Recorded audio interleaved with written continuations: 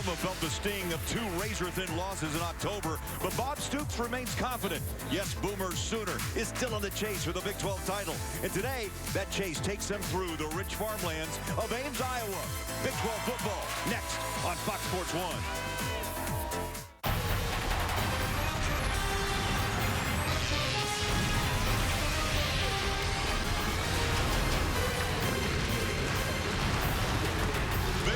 Welcome to Iowa State and the Ford. Fox Sports 1 college football pregame sponsored by the Ford F-Series, built for tough. And from the Big 12, 18th ranked Oklahoma and the Cyclones of Iowa State right now on Fox Sports 1. And hi, everyone. Craig Bullerjack. He's Ryan Neese. Busy day on Fox and Fox Sports 1. We kick it off here in Ames, Iowa. 5 points separates Oklahoma, Ryan, from a perfect season. And after a bye week, it's back to work time. And if you play for Bob Stoops, work means run the football. And they're going to pound the rock today because they have one of the most impressive running attacks in all of the country. We're going to get a chance to see 2 running backs today. Keith Ford, who we were told is going to make his debut. He's been out for 6 weeks. He's a game changer. But this offense has been led by their true freshman, Samaje Perine. He is an explosive running back, 243-pound bruiser who has 10 touchdowns on the year. In Iowa State, if they want to take away the running game, they're going to have to deal with Sterling Shepard, the wide receiver, one of the best wide receivers in the Big 12. He has big play ability written all over him. Iowa State is 2-5, but they are improving, and you like their tight end, E.J. Bibbs. Well, E.J. Bibbs has 6 touchdowns, and he's dangerous in the red zone. He is a special talent. NFL scouts drool over his ball skills. I love watching him run around. He's going to have to play huge, as is Iowa State's offense, if they're going to want to put points on the board today. It's been a crazy year in the Big 12, and could this be one of those crazy days? Touchdown, Oklahoma State! TCU upsets the number 4 team in the country. The Texas boy giving West Virginia the win. And the Bears win over TCU. Touchdown, Sooners! Touchdown, Iowa State!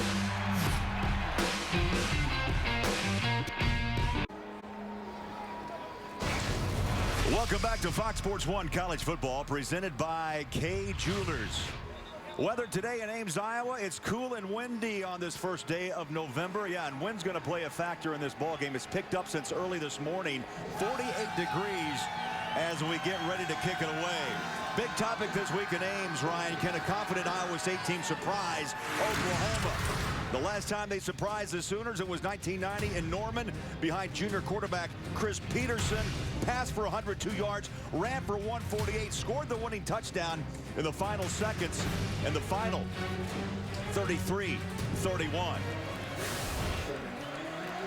Head coaches today, Bob Stoops, 16th season with Oklahoma, 15 consecutive bowl games, 8 Big 12 titles, a national championship. His counterpart, Paul Rhodes, head coach of Iowa State.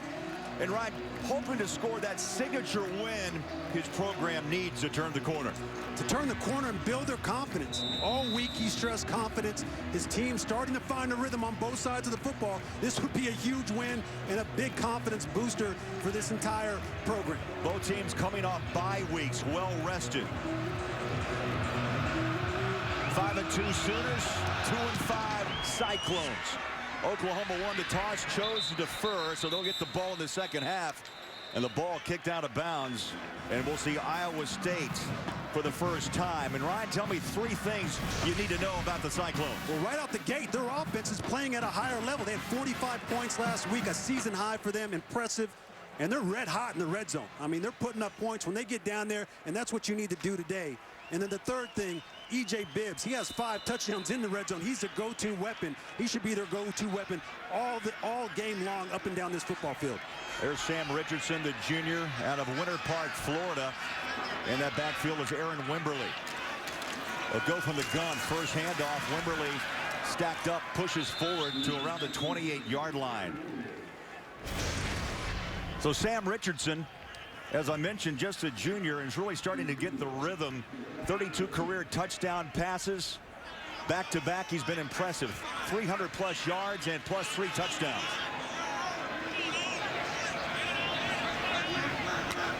Second down and 7. Claps for the football. Wants to throw. Ball deflected, nearly intercepted, and drops at the 33-yard line. Jordan Evans deflected that ball. One of the inside linebackers, number 26 for OU. Well, Jordan Evans, right on the right side of your scheme, number 26. He just reads the quarterback's eyes, gets his hands up, bats the ball down. Smart football play by that young linebacker. Iowa State converting 47% of their third downs this year. That's 15th best in the FBS. Richardson, a pocket, stands tall, and he throws it away. Incomplete. So it's 3 and out for the Cyclones. Charles Tapper got in that backfield, but you know what? You get about 3 seconds trying to toss a football, and that was good coverage downfield for OU. It was excellent coverage downfield, and Richardson sat in the pocket. He was patient. He wanted his receivers to get open. Unfortunately, nobody got open. He had to throw it away and throw it into the ground, and they weren't able to convert on that third down. They're going to have to find a way to give him more time and allow his receivers to get open. Colin Downing, averaging 43 yards a kick. Not a good one. Looks like it came off the side of his foot, but it gets a big Iowa State bounce. There'll be no return for Shepard. And to the 23-yard line goes that punt off Downing's foot. He gets a 49-yarder. 3 things you need to know about Oklahoma. Well, Coach Stoops knows how to respond after a loss. He's 31-0 after a loss. An impressive string of wins right there. And they've had 2 tough losses this year, Craig. By combined 5 points, this team could be easily undefeated. And the third thing, Sterling Shepard. He is a next-level wide receiver talent. He has 130 yards he's averaging each game at the wide receiver position. So Trevor Knight from the gun, backs are split. Steelers want to pass on first down. Single coverage up top. There's a push, there's a hit. I see no flag. And the completion at the 31-yard line. And guess who? Sterling Shepard. He had 15 catches 2 weeks ago against Kansas State. Well, you just watch him, the way he tracks the ball with his eyes. And it looks like he may be a little bit banged up. But that's an impressive job by that young, talented wide receiver to be able to track that ball with his eyes, have the patience and the wherewithal to come down and secure that catch in traffic. Got hit high and low, a catch of 46 yards, and Shepard looks to be up. That was his 50th reception of the season out of Oklahoma City. And you hope that he's not banged up too bad, and hopefully he's able to find a way to get back into the game. We'll step aside as Shepard's being attended to. It's scoreless in Ames on Fox Sports 1.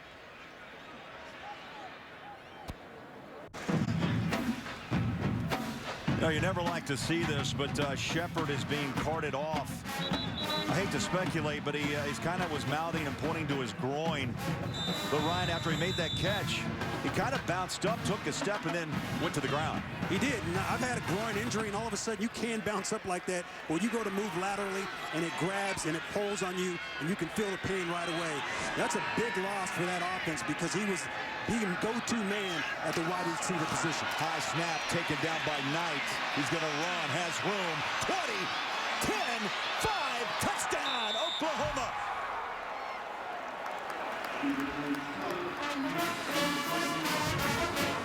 On a busted play, the Sooners find the end zone.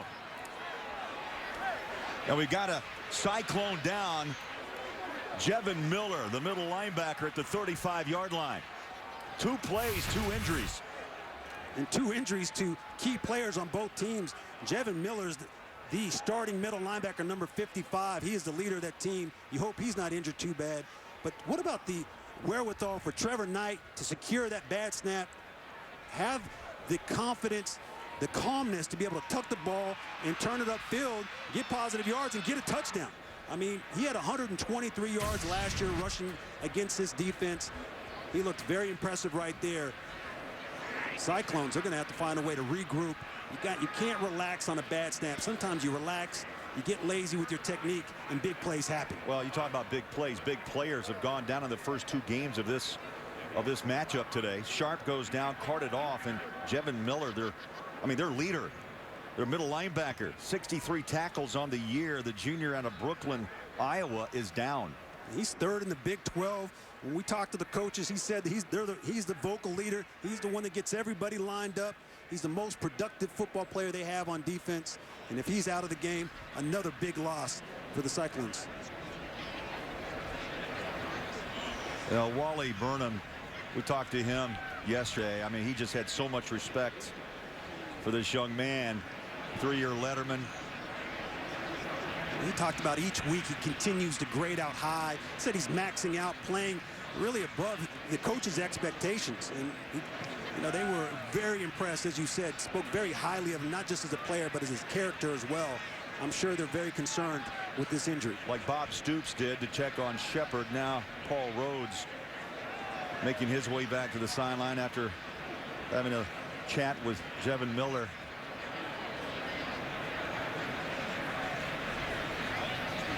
Craig, sometimes in this cold weather, I mean, it takes a while for your bodies to get warmed up. It's an early game. I mean, you got to be able to get your bodies going, and you hope these guys are ready to play in these games. I mean, these are 2 big injuries early on. Well, that's the 25th rushing touchdown that's been allowed by Iowa State defensively on a busted play. As you mentioned, Trevor Knight able to cradle and bring the ball back down, and then found a seam and took it in for the touchdown. And after a long look at Jevon Miller, Miller is gingerly walking off the field. And you saw in that replay where we highlighted Miller, you could see that he got chop blocked below the waist, and that's a legal block. And sometimes when you don't expect that coming as a linebacker, it just puts you in a really vulnerable position, and it can lead to injury anytime you get hit below the waist like that. Oklahoma has now scored in 209 consecutive games, and here comes Michael Honeycutt, who had a rough day against Kansas State, missed a PAT and a late field goal that could have won it. And the chip shot is up, and it's good. Honeycutt now 35 of 36 in point after attempts. Oklahoma, 2 plays, they find the end zone.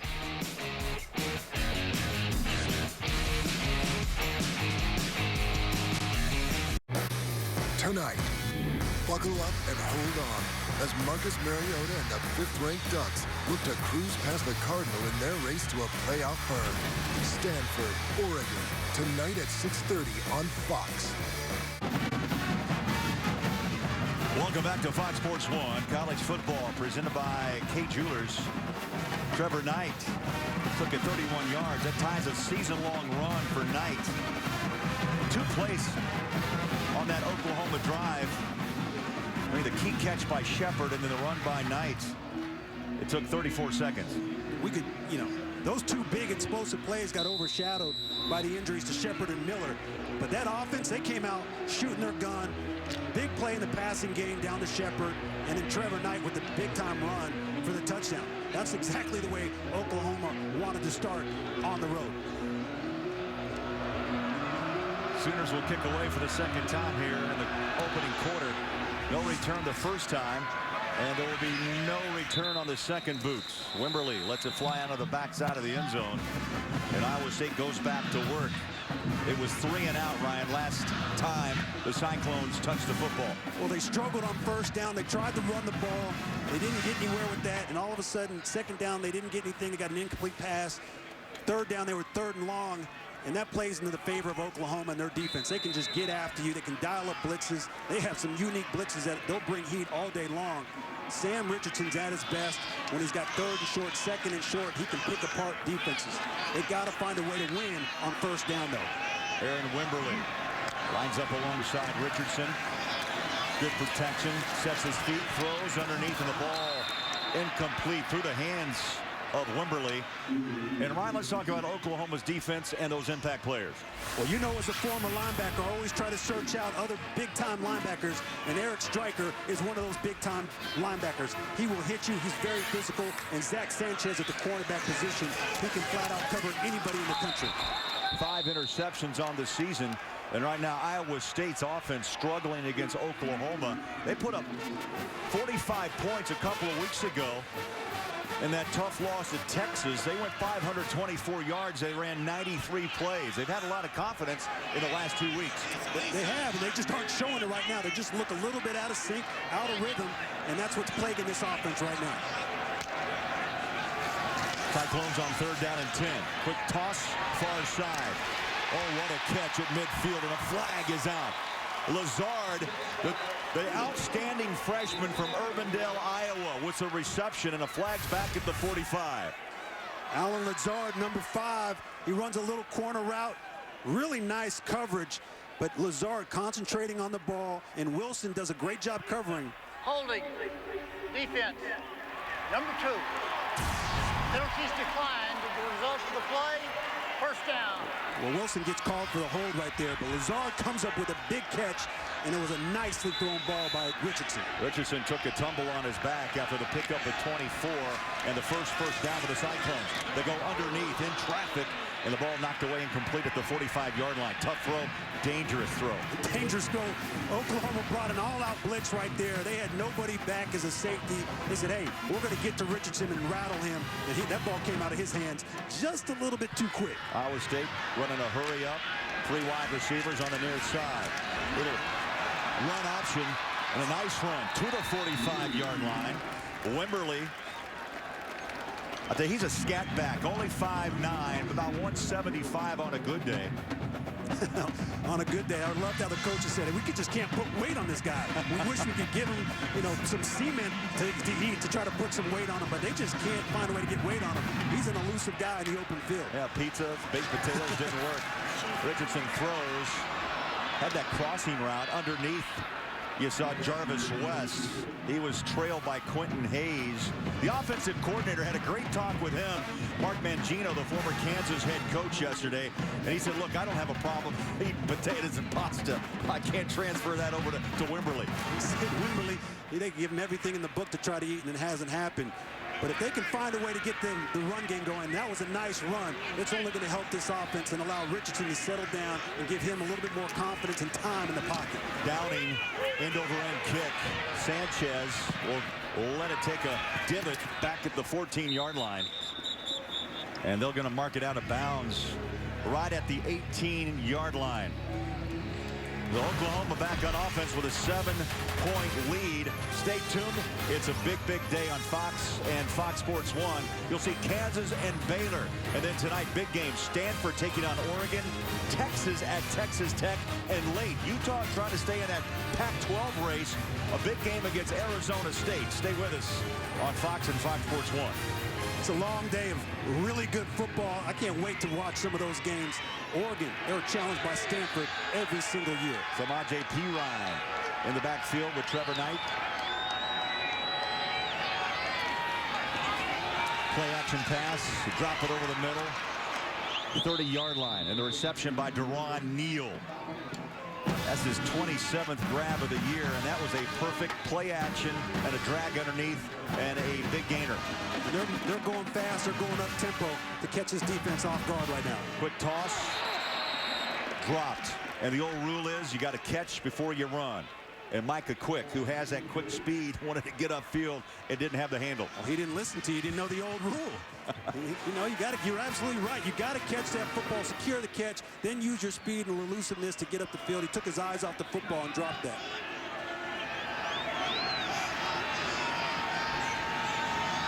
Second down at 10. Knight from the gun. Design play. Oh, what a block out front. Knight spins out of the tackle. First down. Beautiful run. Perine laid a hit on the edge, and Knight went for big yards. Well, Knight had it. We talked about it earlier. Last year he had 123 yards rushing against this defense, and he's rushing the ball again today very effectively. Averages 4 yards a touch. This time they pitch it near side. Micah Quick. About a half a step and breaking that down the sideline, down to the 47-yard line. Let's see Oklahoma. We'll time them on how quick they actually are between plays. Well, if you and Micah Quick were in a phone booth, he'd make you miss as well. I mean, you talk about an elusive guy in the open field. What a move. Yeah, 15 seconds between plays, and to the 41-yard line goes Perine. And we talked about how special a player he is, mature beyond his years. The word from Bob Stoops and Josh Heupel, the offensive coordinator. He's 243 pounds, a true freshman out of Pflugerville, Texas. They talked about when he walked into the weight room as a freshman, all the veteran players, their jaws just dropped to see his size and his athleticism and his physique.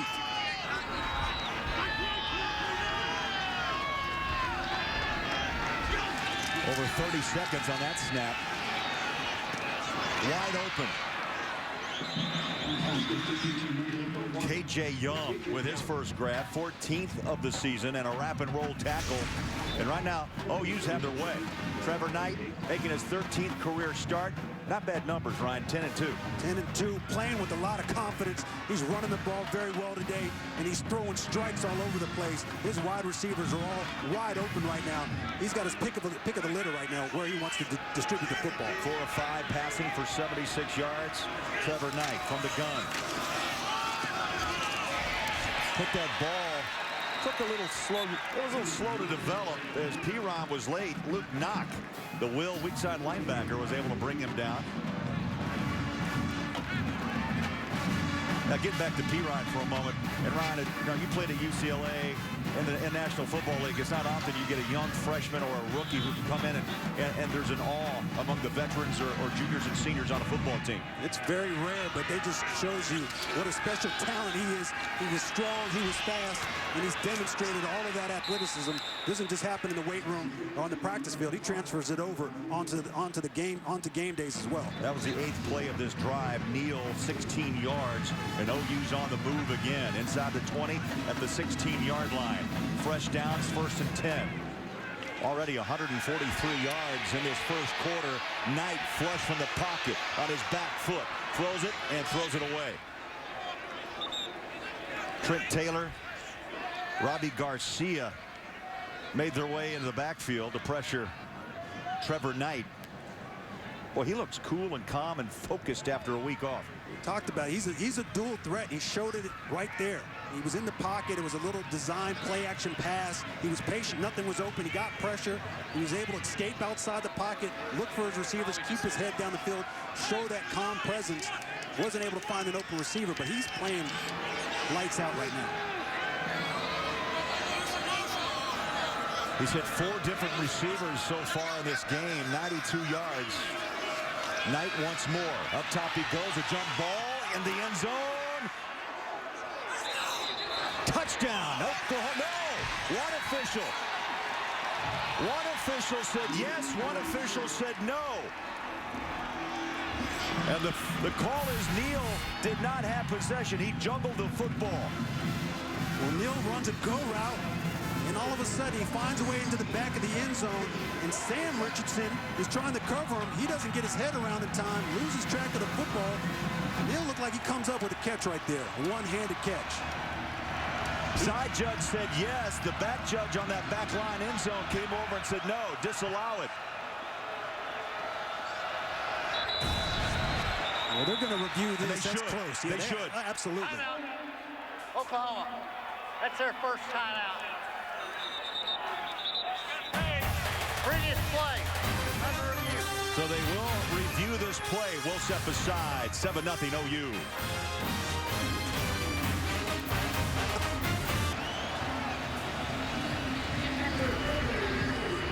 The play stands as called. Oklahoma is not charged with a timeout because we were paid for replay. All right, I want to go to Los Angeles and bring in Mike Pereira. You saw that play, Mike, as Oklahoma's going to go back to work offensively. But let me just ask you, it's like splitting the hairs. Look to me, he had his feet down, but the possession was the issue. Possession was the issue as they score in the next play anyways, but here is the issue. He's got to hold on to the ball when he hits the ground, and although the ball never hit the ground, it was loose while he was laying out of bounds, and that makes it an incomplete pass. Well, Mike, as you mentioned, K.J. Young just went across the middle. Thank you, Mike, and scores a touchdown, so it's bang, bang. Bang, bang, boom right there. They said, you know what, incomplete pass, we don't care. We're going to throw a strike, a slant route to Young in the back of the end zone. Honeycutt for the second time with a PAT. And it's up and good. Knight is sharp. Knight is sharp. It was a reviewable play, but it stood as a possession. Deron Neal did not bring it down and hold it. That was a call upstairs from the replay official, Jim Blackwood. And then next play, Knight, Ryan just stepped back and fired a shot right across the middle over the top, K.J. Young. Well, 3-step drop. He sets up 1, 2, 3 on his back foot, plants, delivers a perfectly thrown football to Young. And that's easy pitch and catch right there between two talented players in Knight and Young. Well, that was an impressive drive as well. 11 plays, 82 yards, less than 3 minutes off the clock. Multiple big plays on that drive, but Knight threw for 62 yards. He also had a 16-yard run.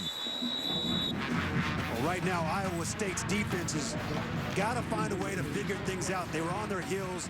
Oklahoma's mixing it up, run pass, but they're dictating the entire pressure tempo of this entire game right now.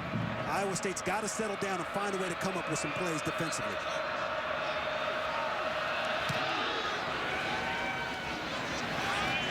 This kick, 8 yards deep in the end zone again. No return, and Iowa State will start at their own 25. Time for a Lowe's Never Stop improving game break. For the first time, let's say hello to Greg Wolf. All right, thanks. We go to Lincoln Financial Field, number 23, East Carolina, 6-1 on the season and driving. But Breon Allen coughs up the football. Temple's Tavon Young scoops it up. He goes 63 yards the other way, and the Owls lead it 7-0 first quarter. Craig, Ryan, back to you. All right, thank you, Greg. We'll be checking with you throughout the day. I tell you, he ran away. He did. Well, they need the ball here. Iowa State needs the ball to bounce in their favor as well. Hopefully they can find a way to move the ball offensively, move the chains. And that's not the way you want to start a drive on first down. I'll tell you, I'm impressed with Oklahoma. After both teams coming off byes, but that defense is sharp. They were right on top of that option. Neely had no place to go and ran down by Evans and Alexander, the two inside backers. Blitz off the edge. Ball dropped, incomplete, 30-yard line. E.J. Bibb, sure-handed, lost that one.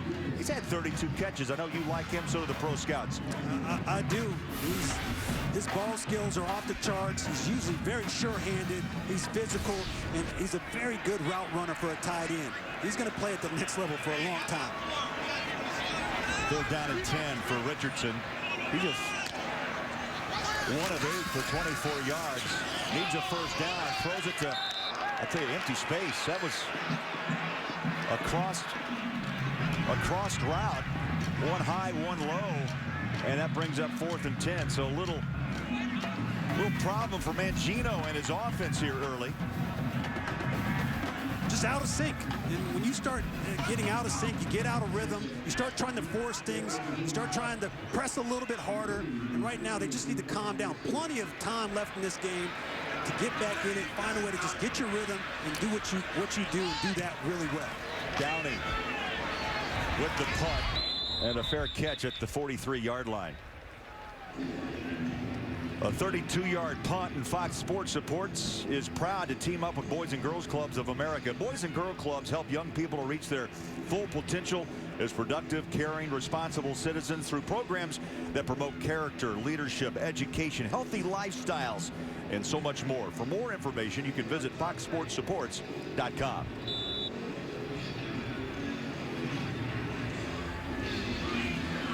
Well, little doubt, Iowa State needs a stop. Oklahoma's taken it down the field twice here early in the first quarter. Knight goes back to work, stands tall in the pocket and slings it around the 45-yard line, and Neal is taken down by Sam E. Richardson, the left corner. Sam E. Richardson's left on an island. They had 8 in the box right there. He's finding a way to backpedal. He's giving up way too much cushion, and that's why that was an easy pitch and catch. Oklahoma running it fast up the gut. One broken tackle is Ross, and he'll run it to the 34-yard line. They're going outside. They're going inside. They have hurry up. They've kept Iowa State off balance defensively, and another hurry-up play as the height goes to Knight. Off the left side, missed tackles one after another, and Roth bangs his way for a first down to the 23. Well, Iowa State's just having a hard time getting lined up. Oklahoma's moving that fast. Again, up the middle they go behind the center, Ty Darlington. Ross is a 220-pound sophomore, and this offensive line is NFL worthy. They are huge at OU. You read my mind right there. The reason they're able to move so fast and just line up and run the ball so effectively is because they have some big boys up front that all those guys, you probably could put them on the charts against any NFL team, any offensive line in the NFL. Second down and 6. Here comes Knight off the edge. looking for the first down, and he steps out of bounds. There's a late flag at the 10-yard line. Pirine gave him a nice block, but a flag at the 10. He might have got a block in the back right there. But Trevor Knight just showing his elusiveness and his athleticism. Watch him on film. Holding. Offense, number 16. 15-yard penalty, second down. Now wide receiver, that's Micah Quick, number 16. You're going to see right there to the right of your screen, he grabs a little jersey, tries to get away with it. But as soon as you throw those 2 hands up, oh no, the referees are all over that. You're guilty. Not me. Guilty as charged. So wipe out that run by Knight, and the ball's placed back just outside the 20-yard line. Under 8 minutes to play in the first quarter. 3 wide receivers set up to the near side as Knight stands in the pocket. He's been having his way all day on a pitch and catch. Pirine lowers his pads near the marker. We're talking about the O-line. The average 327. I don't want to run into Tyrus Thompson. I don't want to run into Adam Shedd. Ty Darlington's a small guy. Evans goes 339, and Darrell Williams tips the scales at 334. And the other thing that's impressive is you got 4 of those players are seniors. This is a line that's played together for a long time. They're in sync with one another. They communicate very well, and they go out and they maul defensive linemen. Now 4 of the 5 starters are 3-year lettermen for Bob Stoops. Knight on a quick pedal. He wants the end zone. Picked off at the 5-yard line. Sam E. Richardson. And finally, Iowa State gets a big stop. Much needed. Well, they needed that. I mean, you can hear the crowd right now. They needed that stop in the red zone.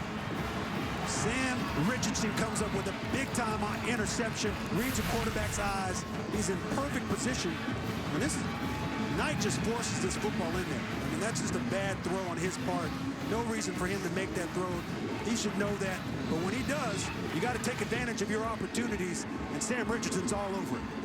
That's the 7th interception thrown by Knight this season. 2nd pick.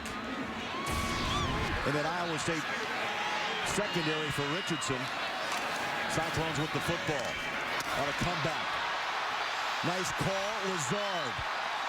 First down, 22-yard line. Little trickery by Mangino to get this crowd and his team rolling. Well, that's a little slip screen to the wide receiver. You get the ball in his hands early. Allow your offensive lineman to get up the field and block upfield. Iowa State wants to run up tempo. Low snap, Richardson has it. And that ball bounces incomplete. Well, Richardson, right now, he's really lucky that ball was thrown into the dirt because, you know what?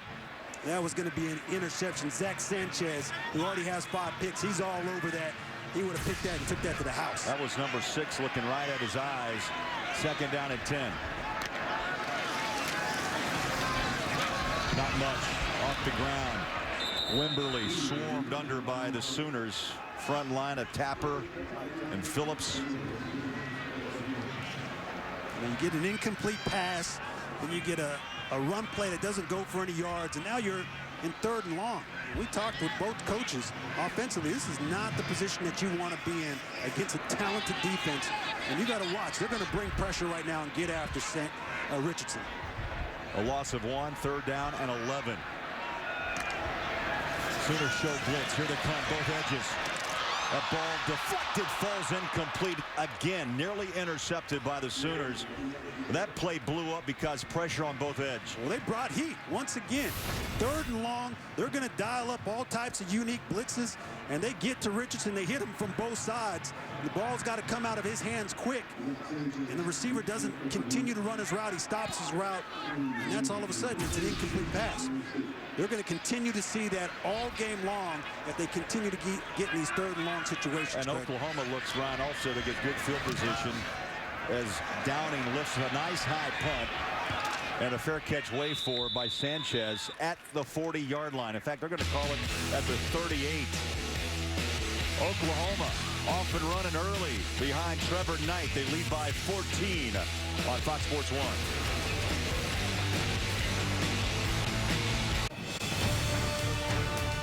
Well, welcome back, Ames, Iowa. Rich farmland, fall and winter on its way as we hit November 1st. A little breezy. Well, you said cool earlier. It's getting chilly. cold, yeah. It's chilly when that breeze starts going and you can see the flags waving around here. It's down into your bones. Ryan, we talked to Bob Stoops this week. Yeah, he's kept a positive attitude. The 2 losses combined 5 points. At TCU, a shootout of 37-33, and a heartbreak loss at Kansas State, 31-30. They still got a shot at a Big 12 championship, and this is a good football team, and he knows it. It starts today. I mean, obviously coming off a bye week, maintaining your confidence, continuing to play at a high level, and striving towards your goal of winning the Big 12 championship. And that's exactly what this team set out to do at the beginning of the year, and then let everything else take care of itself. Yeah, had a chance to beat Kansas State, but the missed field goal by Honeycutt. But he also said, look, he's a terrific kicker. The 2 picks and an extra missed point doesn't help either. Little screen across the middle to Quick, and he just runs through the Cyclones past midfield to the 47-yard line. Let's talk about impact players for the Cyclones. Well, it's going to be their DBs, Cotton Moya and Nigel Tribune. Both of those players are going to have to come up big. We've seen it today. They've been tested a number of times in their secondary. Alex Ross knocked down at the ankles after a pickup of 1, maybe 2. That brings up second down. Clock runs up on 5 minutes here in the first quarter. It's been owned by Oklahoma. Trevor Knight banged up that left shoulder against Kansas State, but the bye week helped him to heal, and he looks sharp. From the gun. He'll run it on a cutback up the middle. Dances first down and smartly dives at the 35-yard line. Well, they ran a play you might be familiar with back in your day when they played ball. That was just option football. And when you play against an option team, you have to be extremely disciplined in your gaps and your run fits to try to stop it. Play action pass on a string. Beautiful catch on the outside, brought down by Quick. And Quick's having a nice day. A true freshman out of Fresno. He made his first career start against Kansas State 2 weeks ago. And again, Heupel and Stoops both told us we got to get the ball to Quick because he's got quick speed. He's an elusive player, and you can see every time he touches the ball, he's wide open. He's doing a really nice job running his routes, getting open, creating space from the defensive back. Ross pushes his way to the 26-yard line.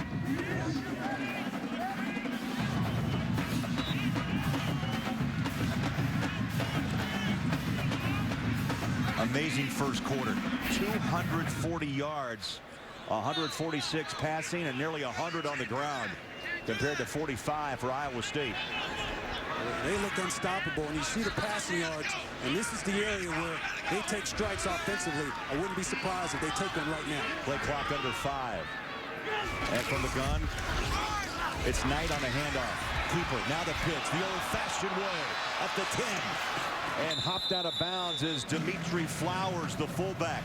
That's old-time football right there. That is. I mean, showing the patience in Trevor Knight to take the ball all the way up inside the defense and still pitch the ball outside like that. Wow. I mean, a lot of confidence in himself, a lot of confidence in the young man, Samaje Perine, to get that done.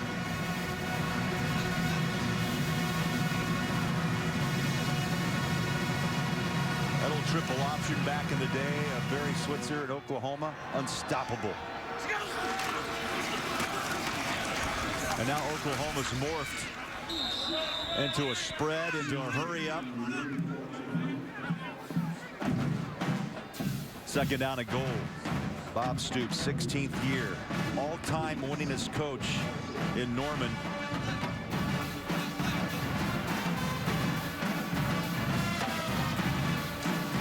Sooners line up 3 wide, far side of the field.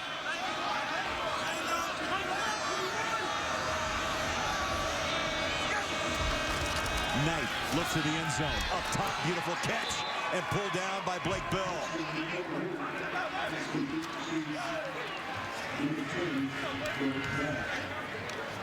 Bell, a great story. Quarterback turned tight end.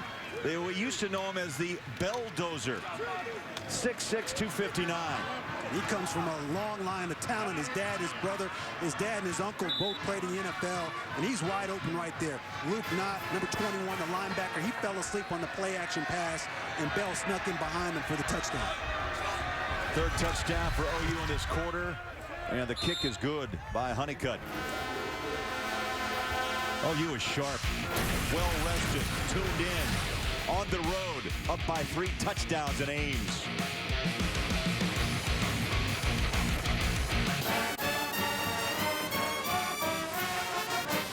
There's the Belldozer out of Wichita, Kansas, senior. That was his 3rd touchdown reception, his 12th catch of the year. He's come on strong of late. He had a touchdown against Kansas State 2 weeks ago. Look at him climb the ladder, secure the catch. I mean, he's ran, he's thrown, and he's caught a touchdown pass in his career here at Oklahoma. Just a talented athlete. Making plays right there.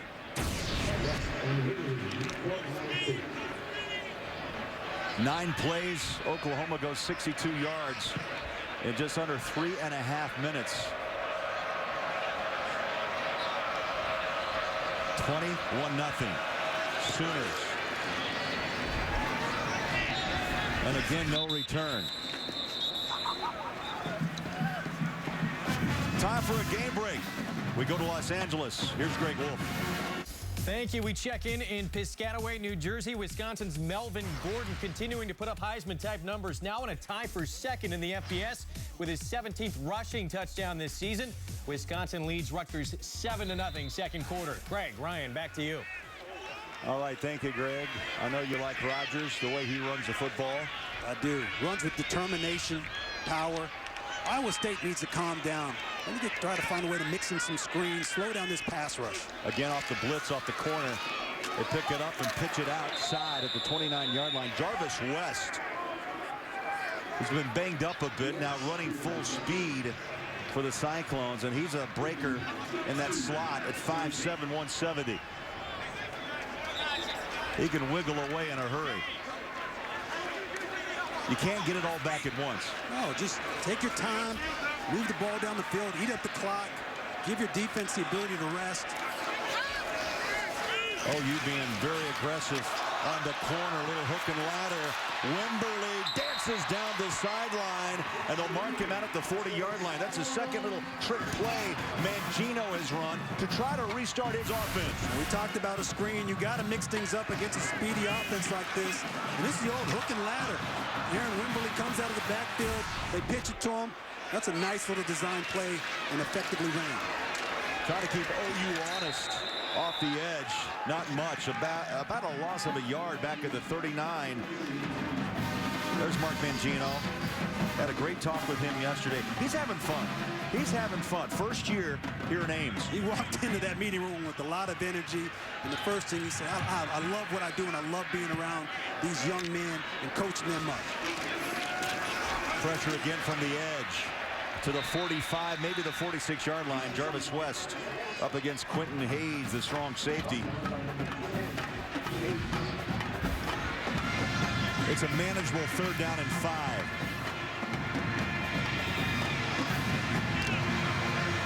Low snap, Richardson has it again. He's at far side, 1st down and more to the 45-yard line. Nice drive being put together by Mangino as Lazard, the freshman, with the far side catch. You can see when they give Richardson some time, get the ball out of his hands quickly, and you can see how that reverse, that little play that they had, a little trickery, is giving this offense energy. Now they're in a really unique formation right now. They stack 3 low, 2 high, and ball batted down, incomplete. Well, they're going deep in the playbook right now, trying to figure out how do they get more yards and find a way to cheek away at this Oklahoma defense. That was Stryker. Stryker comes up and bats that ball down. What a name for a linebacker, huh? You love it. That's a special name, and he's a special talent out of the Florida area, out of the Tampa area. I remember him in high school. Low throw, the catch pulled in by West. He's off and running. Upended, 29-yard line. He was running behind Jake Campos, the left tackle.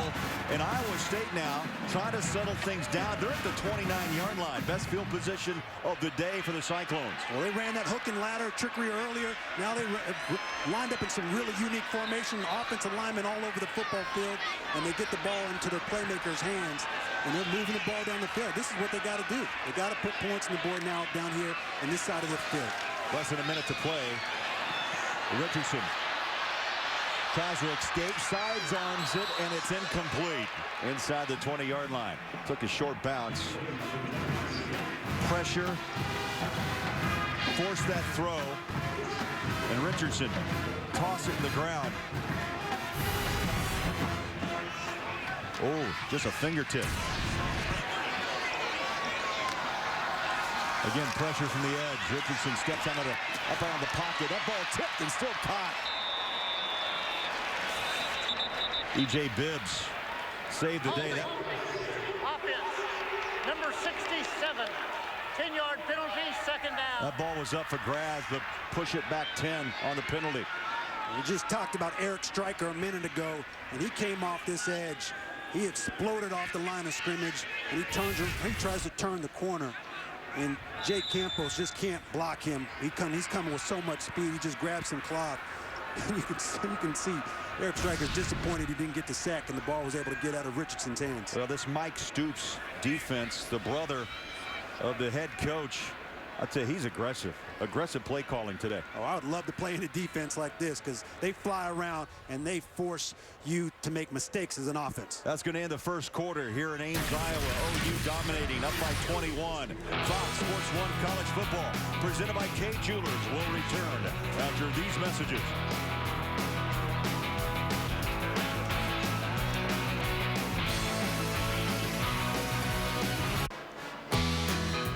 Welcome back. Fox Sports 1 College Football presented by Kay Jewelers, and we're on the road in Ames, Iowa. The old RV. Yeah, cruising along. Welcome to November. Boy, college football is jumping fast around. Boy, we go August, September, October, now November 1st. This is when the cream starts to rise to the top. Things start to get settled out.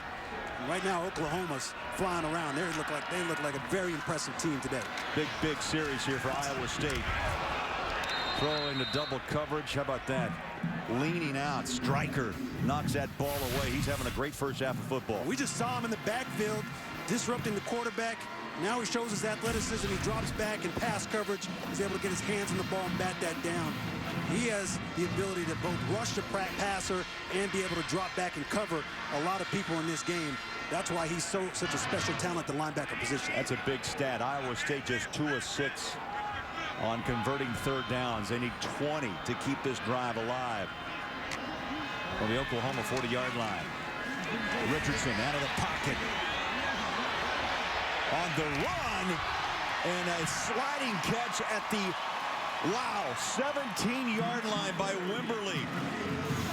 That play looked like it had blown up. Give credit to Richardson, who went out, kept that play alive, and coming back to help out was Wimberly on a 22-yard reception. How about Aaron Wimberly, your running back, working down the field, watching your quarterback, getting open. Nice job by that running back. 12th reception of the year for the running back, and it gives Iowa State a much-needed first down. They're inside OU's 20-yard line. Fresh downs, 1st and 10. Option. There's the running ability. Breaking away. Touchdown, Richardson.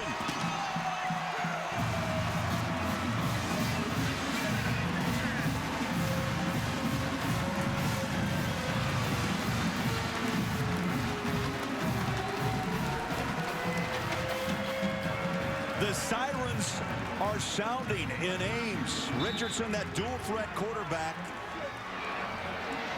And this time he breaks off a big run of 18 yards, and Iowa State in the second quarter finally finds pay dirt. Netton, that is, will try the PAT, and it's up and good.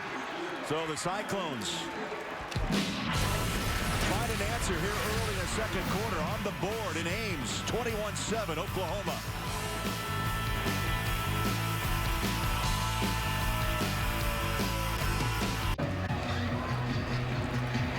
Ames, Iowa, rocking. Big touchdown, much needed, 21-7. And the crowds have spilled over to the hills here at the stadium. And this is where Paul Rhodes told us when he was a kid. He was born just 10 minutes away from the stadium. He used to wait until the security guards looked away, and guess what? He was on the hill. He was on the hill. He would listen to the announcers, and then as he was listening to the announcers, he would mimic what he was hearing as a player and run around the football field.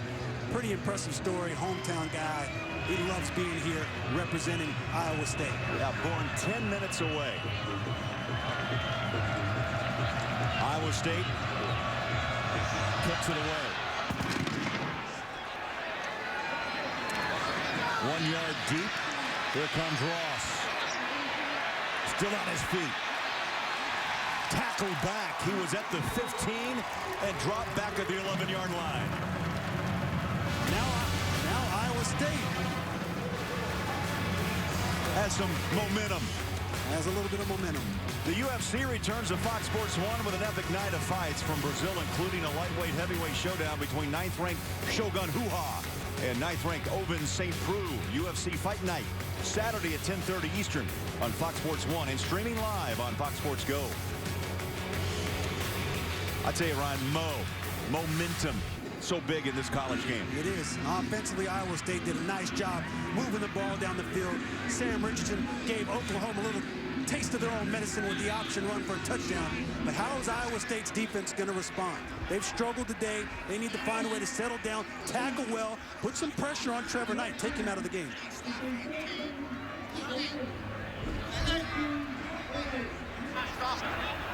Got a clock problem. They're going to run 4 seconds.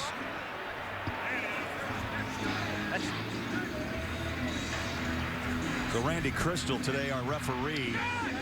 14:08. Thank you. It was at 4:12, 14:12. They got it to 14:8. Every second matters. You know, you don't think so, but in the scheme of things, oh yes, it does. We've watched sports for a long time. We all know at the end of the game, those precious seconds at the end of the game. Right, 4 seconds is a lifetime. Absolutely. Oklahoma up by a count of 21-14. Back to work. They'll start at their own 11-yard line. Knight flies it out near side. Good tackle, missed him. But Iowa State comes to help out, swarming with the tackle. Micah Quick knocked out by Kenneth Lynn, the left corner. Really nice pursuit by Iowa State's defense right there. They got to continue to rally, continue to get the troops to swarm to these ball carriers to bring them down in the open field.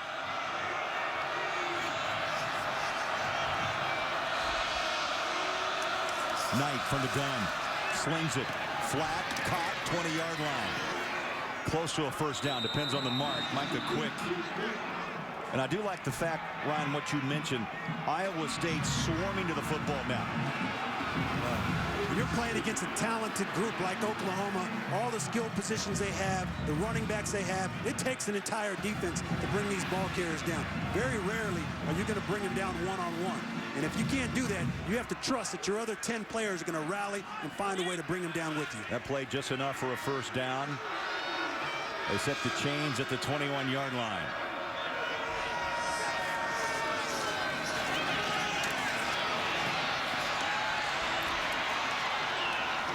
.40-yard line. P. Ryan out there blocking. So is the bulldozer or the belldozer.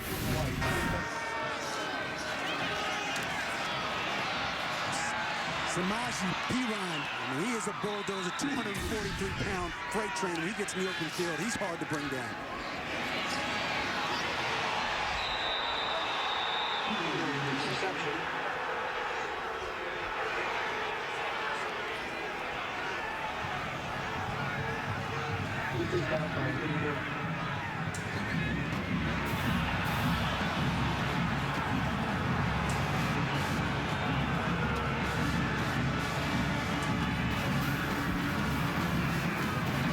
Second down at 7. 3 wide receivers, Sooners. Option, Knight, keeper. Little stutter step, falls to the 50-yard line, just short of the first down. Cotton Moya, number 5, comes up with a nice tackle right there in the open field. That wasn't easy. Trevor Knight's an elusive quarterback. He came up and brought him down. Straight ahead, short, 50-yard line. Iowa State rejuvenated after that touchdown. That brings up 4th down and 1, just short of midfield. Number 91, Aka came up with a big-time stop on 3rd down. That defensive line's going to have to find a way to rise to the occasion once again. because this Oklahoma team, they're going to go for it with his big boys up front. Well, they're 6 of 8 this season on 4th down conversions. And you're right, the big O-line of OU. Play clock at 7. Knight under center. Handoff. No! Big tackle on the shoe tops. Mutcherson with the play thus far of the half for Iowa State defensively. The defensive line gets great surge, great push, and then T.J. Mutcherson, the free safety, comes off the edge. Great physical tackle to bring the ball carrier down for the tackle for the loss and get his defense off the field. You can see the emotion. Coaches are excited, the players are excited, and that's how you respond. Now, offensively, can they continue to hold on to this momentum? Last time Cyclones had the football, they found Bell the end zone. They found the touchdown to Richardson on that run. Straight ahead they go. Tough to run against that front of Oklahoma. Well, no surprise, Oklahoma's defense, they understand. They've been in big games before. They understand the momentum swings and the ebb and flows of football. This team's going to continue to dial up pressure. They're going to continue to be physical. Watch out for them to create a turnover right here. You cannot relax offensively if you're Iowa State. Just under 11 minutes left first half on a 2nd down and 10. Neely alongside his quarterback. Maybe a yard. Maybe. Dominic Alexander, the inside backer with the tackle. Richardson's an interesting story because Mangino, he was the 3rd-string quarterback, Ryan, in the spring. He ran the football too much, didn't go through his progressions, and they said, look, you got to pass, you got to throw down of bounds or get sacked before I want you to run. And he's finally calmed down. This time he overthrows to Montgomery. But he's finally caught on to what Mangino actually wants to do with this offense. They both got to know each other very well in a short period of time. And that takes time. There's a process and there's an evolution that goes on between the offensive coordinator and the starting quarterback. And at the beginning, Richardson, he wasn't the starting guy, but he worked extremely hard in the offseason, dedicated himself, believed in the system, spent time with Mangino, and that's why he's playing at a high level.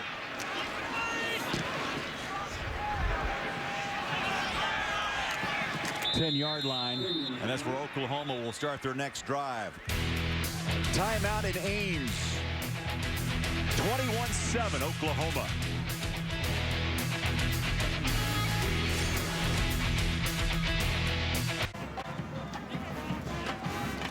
Big welcome back to Fox Sports 1 College Football presented by K Jewelers.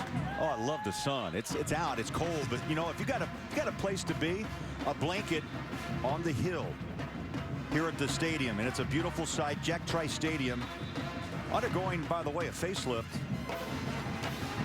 $60 million is going to open up next September. Oh yeah, they're going to put a little money into the stadium. It's going to be impressive. You see that scoreboard? It'll be gone, and there'll be even another one about 3 times that size. And a whole new complex, beautiful stands. They may have a bowling alley in that place. Yeah, I like to bowl when I go to football games. Oklahoma on the run. Ooh. Cartwheeled at the 15-yard line. Alex Ross, big hit. Kenneth Lynn from the left corner. Ross, I'm impressed. This guy's got speed, power, hits that edge in a hurry at 221 out of Jinx, Oklahoma. We talk about Ford, we talk about Piron. Well, Alex Ross, you hit it right on the head. His ability to hit the edge and get vertical, he's an impressive runner as well. He had 8 carries against Kansas State, ripped 75 yards off against the Wildcats, averaging over 6 yards a carry. Wide open space, breaks 1, 2, 3 tackles, makes the cut 40. He's at midfield, stutter step, and he won't escape. He goes down on a knee after a beautiful, strong run at the 46-yard line. We just mentioned it. All he needs is a crease. Once he gets that crease and gets to the edge, he's off to the races and to the second level. What he does a good job of, Craig, is he puts his foot in the ground, he plants it, squares his shoulders, and then bursts towards the end zone. 38 yards. And a first down OU at the 46. On a rollout is Knight. Slings it far side. And the ball drops incomplete off the hands of Neal. He threw a strike right there. That was a fastball. I mean, if we had a clock on that, I mean, that thing was moving. That ball came out of his hand so fast. Sometimes as a quarterback, you start to rush throws like that. You put a little bit too much mustard on the hot dog, it slips through the receiver's hands. Neal's coming off the field, maybe turned an ankle. And now he's going to take a seat. He can't get off the field.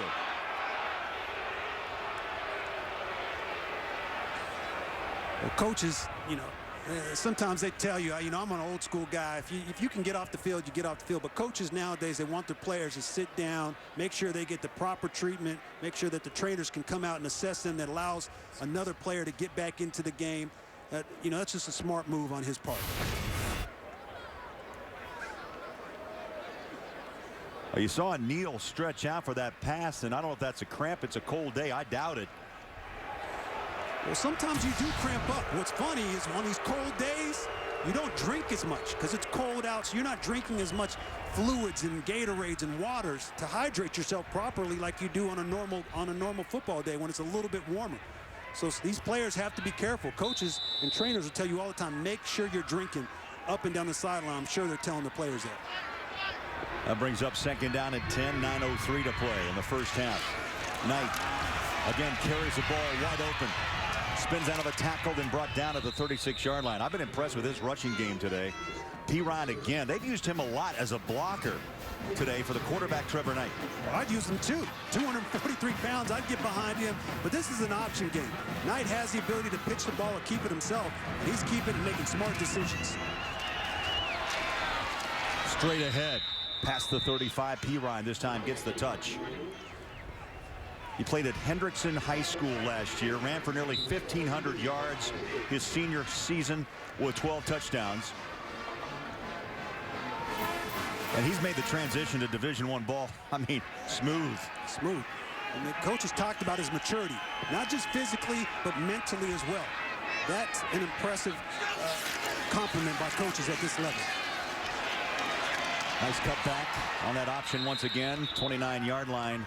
P-Ryan again, the ball carrier. We don't talk a lot about the fullbacks in this offense. You saw Flowers get a reception earlier. This time Ripkowski, number 48. Nice block up front to spring P-Ryan.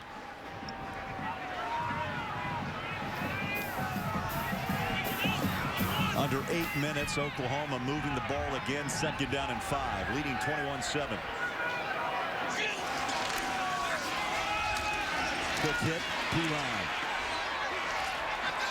He took 2 Cyclones with him past the 20-yard line. Mutcherson, Darius White to the 18. We've seen back-to-back runs. And with their top receivers out, Neal and Shepard out right now with injuries, they're going to continue to go to their well. They're going to continue to give the ball to their horses, Ford, Ross, and P-Ryan. And they're getting great positive yards every time they touch the ball. They picked up 12, 4 after the initial contact.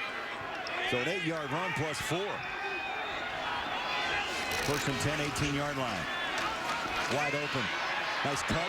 Tackle from behind. P-Ryan again. This has been his drive since they passed midfield. And he's down at the 7-yard line by Morrissey, the right end. Right now, Iowa State's defensive linemen look like they're on skates. Oklahoma's offensive line is physical. They'll maul you. And once they get their hands on you, it's extremely difficult to escape as a defensive lineman. And they have to find a way to get off these blocks. P-Ryan, the featured back on this series. There he is again. 32. On a cutback, walks in. Touchdown, Sooners. Touchdown, Oklahoma.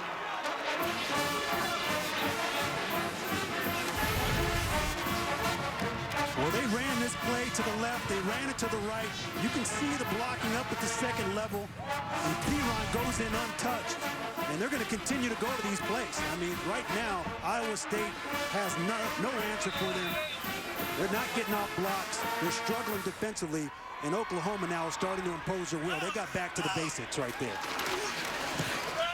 Honeycutt with a point after. 4 for 4 on the day, Oklahoma. What a powerful run game they put together here in Ames. They lead 28-7 on Fox Sports 1.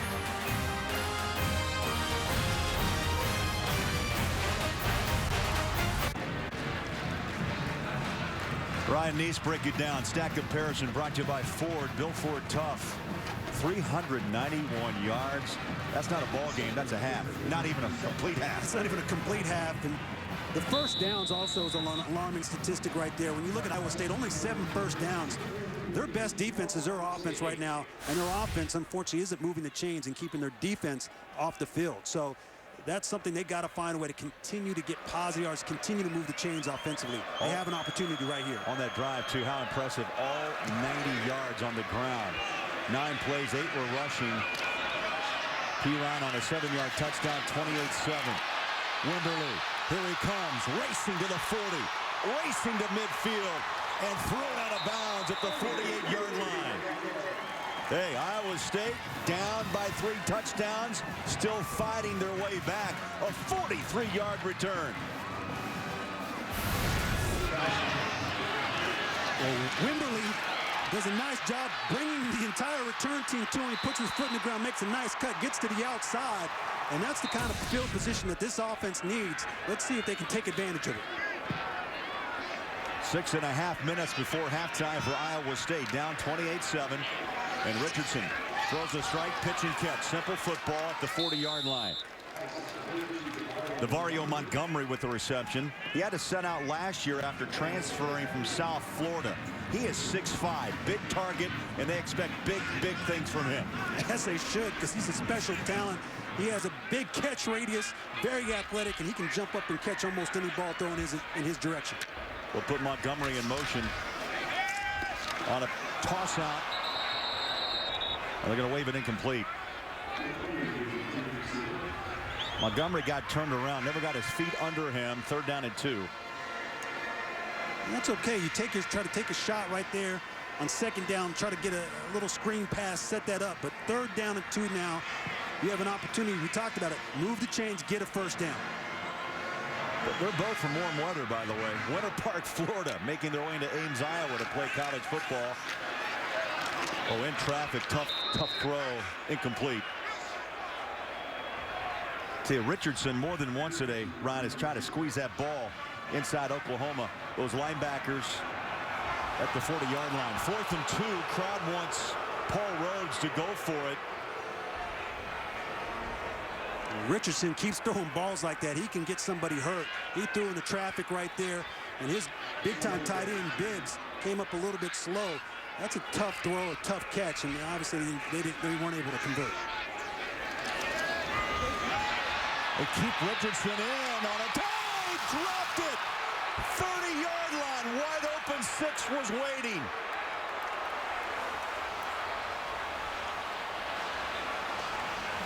Kawan Floyd, the free safety out of Santa Monica Community College, turned upfield before he had the ball. Kawan Floyd sneaks out of the backfield. He's playing the wing on the punt team. They go to the well. They go to trickery again. They find a way to dial up the right play. Got the right look. Unfortunately, the player doesn't execute. Got to find a way to come up with that catch. Your team needed that right there. Well, the crowd wanted to go for it, and they did. They didn't realize the play that Rhodes had called. Oklahoma with it. They want a quick hit over the top, and Blake Bell. He drops the football, incomplete.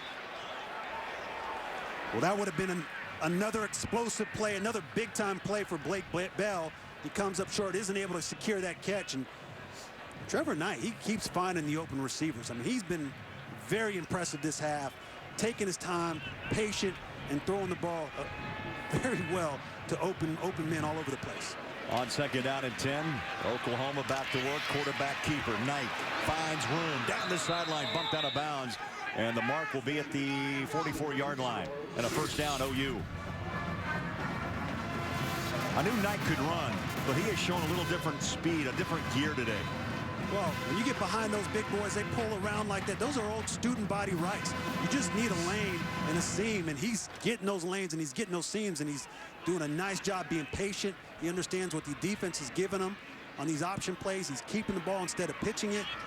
He's doing, it's been an impressive day thus far for him, both throwing the ball and running. A gain of 16 yards, 1st down OU at the Iowa State 44-yard line. Here comes Ross. Still on his feet. Breaks the tackle. 30. Off to the races he goes. Taken down inside the 10-yard line. What an impressive run by Alex Ross right there. I mean, the cut in the backfield, you think that that's just good enough to get to the next level.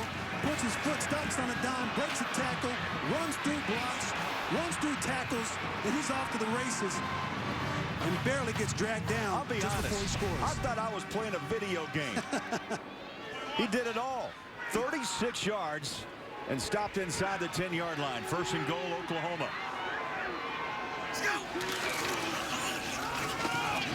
Around the edge comes Ross. And a shoestring tackle, no gain. Second down and goal. We talked about it in the open. We talked about this run game of Oklahoma, how impressive it is. And they talk about the spread offense, the up-tempo offense. But when you watch these plays, it's just old-school football. It's power, it's sweeps, it's option plays. And if you can't defend that as a defense, these running backs, Ford, Ross, and Perine, they will light you up. Ross goes out. Perine checks back in, number 32, on the right hip of Knight. Keeper, quarterback drops it in. Touchdown, Trevor Knight. Oh, yeah, and Trevor Knight, he'll do it too. Knight's second touchdown.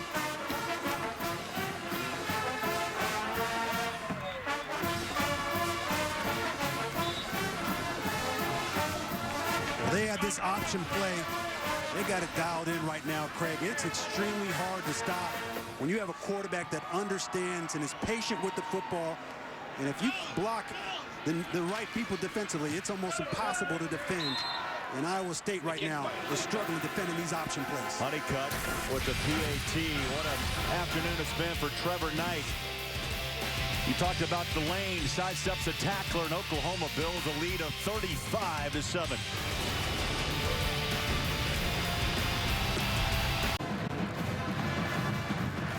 Well, it is November 1st. It's a cool day, windy. What do? You got to warm up that pigskin. Got to warm it up, soften it up a little bit. When those footballs get hard in the cold, they're hard to catch, they're hard to kick. And right now, they got a little technique over there using on Oklahoma sideline to keep those balls warm, keep them soft. Well, the ground game's been impressive. The last two drives, 150 yards on the ground. 150 yards. You know, their two receivers are out right now. They're banged up. They don't even need to throw the ball right now. They don't have to worry about that. The way they're running the ball with Ford, Ross, and Perine, and then Knight, right now, they're unstoppable. Teed up, 35-yard line. Kick into the wind. Short at the 5. West at the 21-yard line. Let's get you out to Rob Stone in our L.A. studios. Rob. Coming up on the AT&T halftime, we preview a pivotal day in the Big 12 as 13th-ranked Baylor takes on Kansas and number 7 TCU visits number 20 West Virginia. Well, Oregon's national title hopes get derailed again, courtesy of Stanford, plus highlights of ranked East Carolina and Duke. Thank you, Rob. Looking forward to that game tonight, Oregon-Stanford. Oregon-Stanford. Stanford usually has Oregon's number. They have a hard time.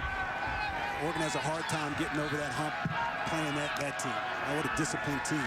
Physical Stanford is. On a keeper, Charles Tapper chases down Richardson. A yard to the 22.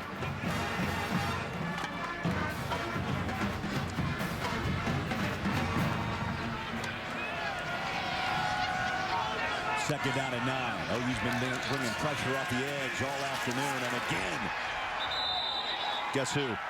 It's Stryker. They've almost given him free flight today, Ron. He has been on the edge, and he's been in that backfield almost from the opening kick. Well, initially, he's lined up like he's going to be in coverage, but he creeps up to the line of scrimmage, and he's timing the snap counts perfectly. And it's exploding past these tackles. Jake Campbell, 67, couldn't block him right there, and Stryker runs around the turn and gets a sack. That's his 12th career sack, ties him with Brian Bosworth, for most all-time from Oklahoma linebacker. Trying to find a seam, and a late flag at the 45-yard line. Parker was on coverage, and a good ball in traffic, and a flag's out. That's your spot. Pass interference. Defense number 11. First down. 2 11s going at it. Ryan Parker and Bibbs, who had to catch a football today. Well, Bibbs runs a classic tight end route. He's just a little seam route up the field. He gives a little inside shake, and Parker 11 gets his hands, grabs Clyde, and that's the reason he got called for that penalty. And the penalty gives Iowa State a first down at the 35-yard line.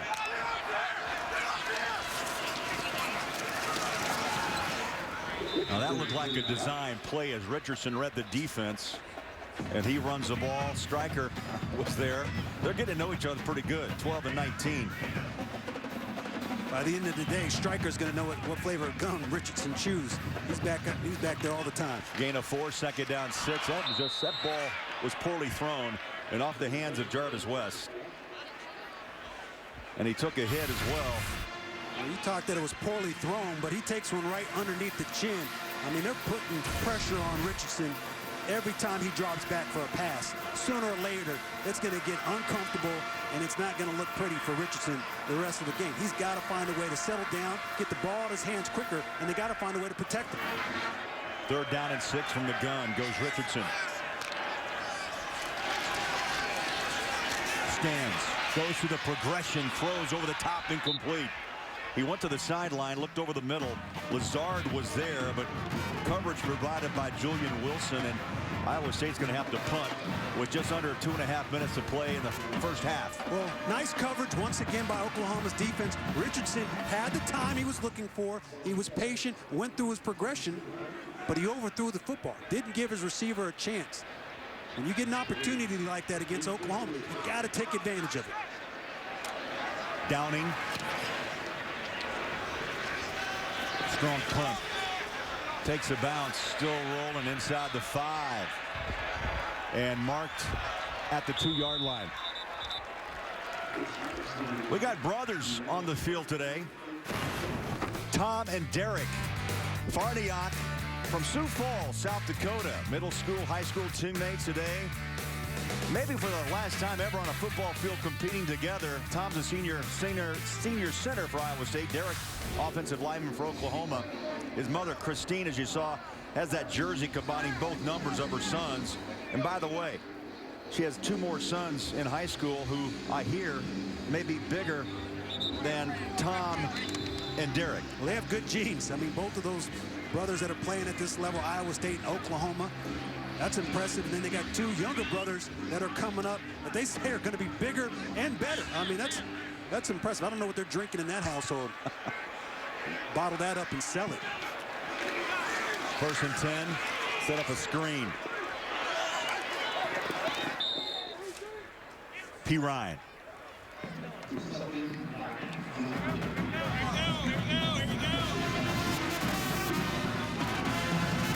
There's the other brother, long walks.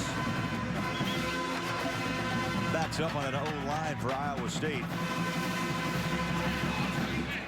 I'd like to see that food bill, by the way, at home. I'm sure they put down their share amount of food.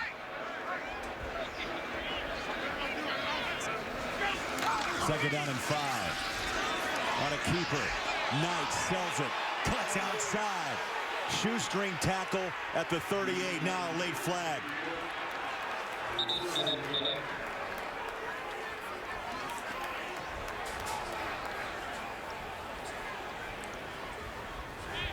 Here's Randy Crystal. After the play, personal foul, number 58. Late hit. 15-yard penalty, first down. That was Corey Morrissey, the right end, on a late hit call.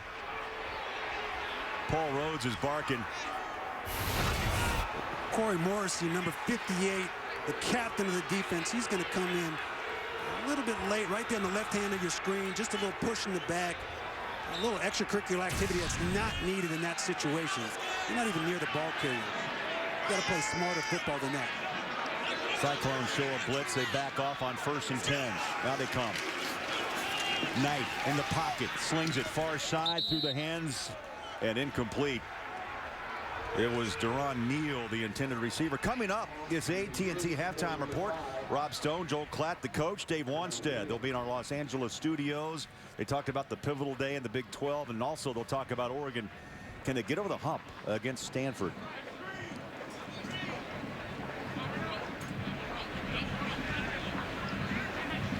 A minute 24 away from our LA studios. Second down and 10. It's been dominated here in the first half by Oklahoma and their run game.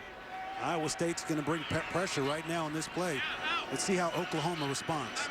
And that you can see play clock ran down to 2, and Knight was forced to call a timeout. Oklahoma, it's their first 30 seconds in length. It's a 30-second timeout. First timeout used in this half by OU or Iowa State. Well, Iowa State was going to bring pressure right there. Trevor Knight recognized it. He looked to the sideline to see if he could get another call, maybe create an audible, maybe check out of the play they had called. Didn't find what he liked, didn't see what he liked. Said, hey, let's just call a timeout. Got a lot of time on the clock. They're going to still try to put points on the board. They're crossed over the 50. They're not relaxing here as an offense.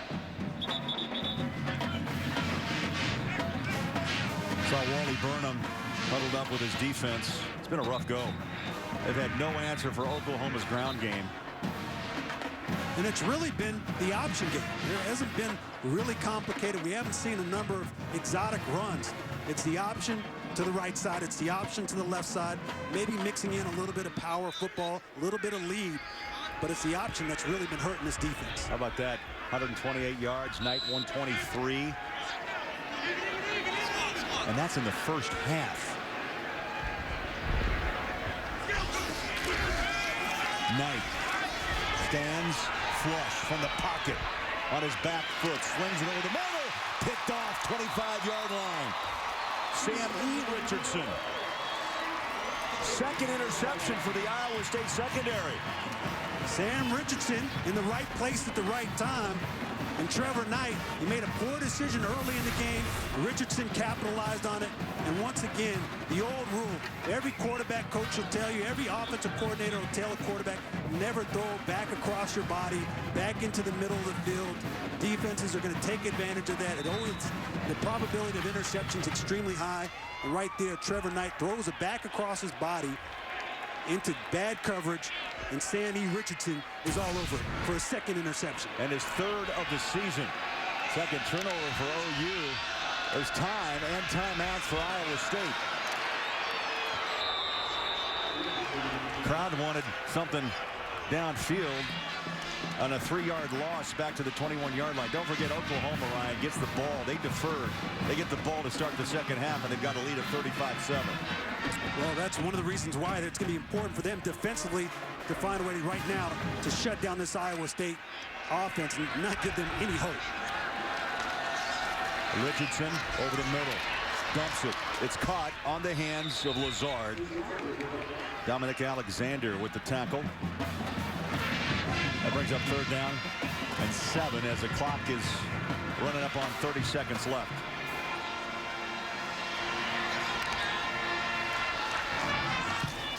Richardson looks right, keeps the football. First down. Oh, nice move. And he's driven down at the 41-yard line. Nice cut. Ahmad Thomas brought him down. First down, but time is running away from Iowa State, and they'll call a timeout. Timeout. Iowa State. That's their first. It's 30 seconds in length. You're down 35-7. They were a little patient on that last play. They didn't seem rushed. They didn't seem to have a sense of urgency. Now all of a sudden they get a big play, a nice run by Richardson. You call the timeout, but you don't leave yourself with a lot of time on the clock. I'm not sure if they use their timeouts in the proper way right there before the end of this half. And Ron, we should point out that Richardson is the leading rusher for this Iowa State football team. Wimberly, about 270 on the season, over 300 rushing yards for Richardson. He averages about 12 carries and 50 yards a game. So he is known to run the football. They've wanted him to just make the right reads and throw the football before he runs. Well, Mangino, when we talked to him yesterday, the offensive coordinator said, I want my quarterback to sit in the pocket. I want him to be patient. I don't want him to rush himself. But when we call up designed runs, he's got to take full advantage of those opportunities. 18 seconds to play in this first half. They'll go play action. He's out of the pocket, looking downfield. Up top he goes. Home run ball. Oh, incomplete. That flag is out. Julian Wilson on the back of Davario Montgomery, and a flag comes out.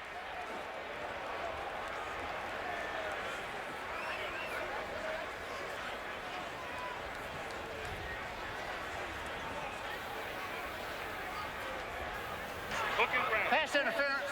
Defense number 2. 15-yard penalty. Free to the spot. First down. Well, Julian Wilson right at the bottom of your screen, towards the left of the screen. You see him as a defensive back number 2. You just see a little tug, a little pull of the jersey with the right hand. And the backside referee catches it. He's all over the top of that, and that's why the flag comes out. Chance to hit a couple of strikes at the end zone. They said they're going to play to the sideline, and slipping and falling. That ball's incomplete. They wanted Montgomery, but he lost his footing.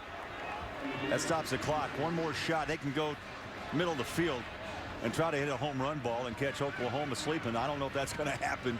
Well, they need to get themselves in position so they can throw that home run ball. They have 2 6'5" wide receivers that can go up and make a big-time catch. The wind is behind Richardson's back. Pressured, throws. Incomplete. A good idea. 2 on the clock. 3rd down and 10. I'll tell you, pressure has been the key as well for Oklahoma's defense. That time, Matthew Romar, redshirt freshman, number 92, he was in there on top of Richardson. And Montgomery was open, but the pressure didn't allow Richardson to throw an accurate football. They dropped 6 with 2 seconds left. Over the middle, they'll play soft. Setting up a block. Oh, big hit. Clock runs out, but a nice play to end the half by Iowa State. And the first catch for the tight end, E.J. Bibbs. Oklahoma puts together 480 total yards in the first half.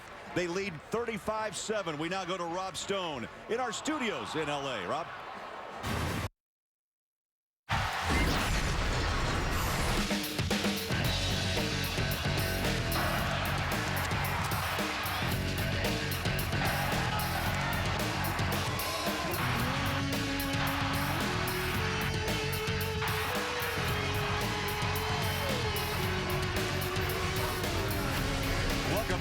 Fox Sports 1 college football presented by K Jewelers. Craig Boberjack back along with Ryan Neese. 35-7 here in Ames at the half. And I think if you watch this game, Oklahoma fans have to be happy. I tell you, it's been a dominating first half on the ground, and give some love to that offensive line. They pushed holes and they protected. Well, maybe a chilly day, but this offense is on fire right now, and it starts up front.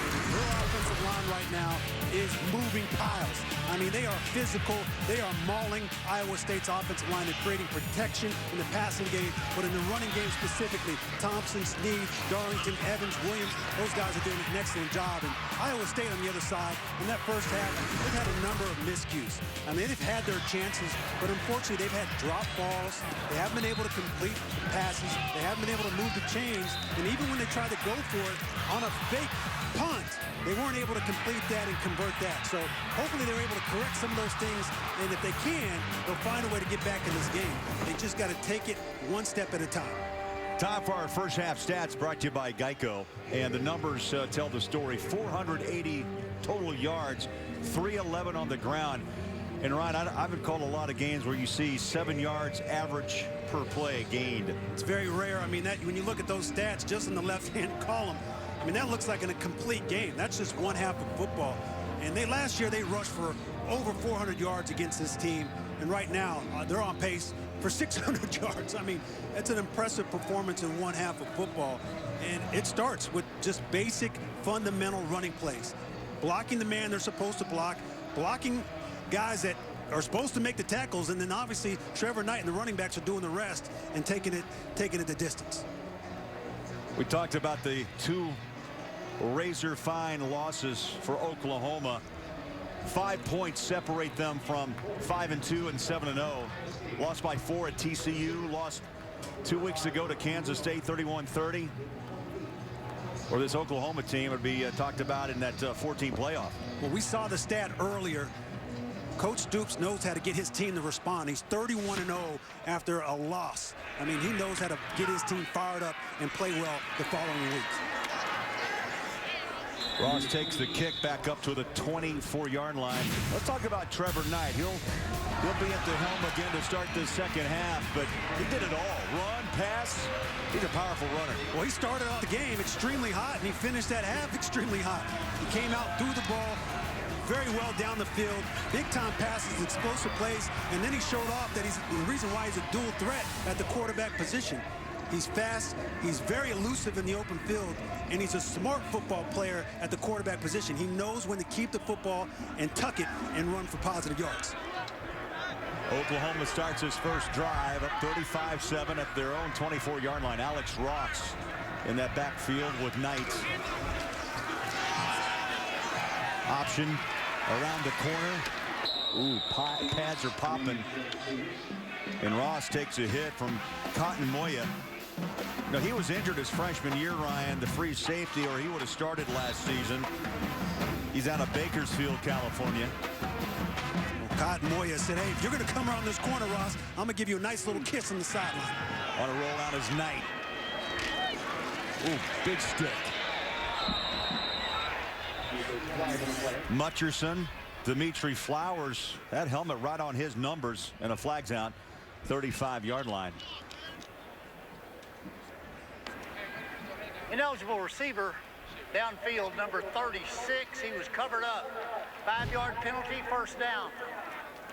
Well, Ryan, down 35-7, Iowa State still laying the wood out there. You heard it right there. Richardson comes up, lays some wood right there, and you know what I like? That's a slobber knocker of a hit. Come up, be physical from the safety positions, and Cotton Moye and Richardson are two very physical players for Iowa State's defense. Penalty makes it first down and 15. First minute here, third quarter, Oklahoma. Play clock to 6. Knight. Play action, looks over the middle. Oh, off the hands, incomplete. We had a man wide open, and that man is Quick. Micaiah Quick, incomplete. Second and 15. Micaiah Quick, he's going to sneak in. He does a nice job using his hands to create separation, get inside the defensive back. And right there, Cotton Moye just tries to find a way to get his hands on it, but, you know, nice way, breaks up the ball. 3 wide receivers near side. Second down, 15. Knight slings it. This time Quick with the catch and tries to dance away from a tackler at the 35-yard line. I want to ask you, during your playing days, I mean, this is November 1st. First time the cold weather has really come across college football. In Big 12 play, a lot of guys dropping the football. And that ball, we saw the Oklahoma sidelines, they were trying to warm it up to make it softer. When it's cold, that ball's hard. It's like a rock. And it can make it extremely difficult to catch at times. Yeah, I think OU's having some troubles. Iowa State as well. Third down and 10. Knight. Good protection. Waits patiently and finds his target. Deron Neal at the 50-yard line. Move the chains, first down OU. That was a well-designed play. They had an underneath route to clear out the defense, and all of a sudden the second level route opens up. Perfect throw. Strike right there. Gain of 15. Ross, the ball carrier. Methodical, moving down the field, running and mixing the run and pass at the 43-yard line is Oklahoma. We mentioned it coming into this half, and we saw it demonstrated that entire half. The offensive line for Oklahoma continues to impose their will. They're running the ball extremely well because of the offensive line. And Trevor Knight has time in the pocket because of this offensive line.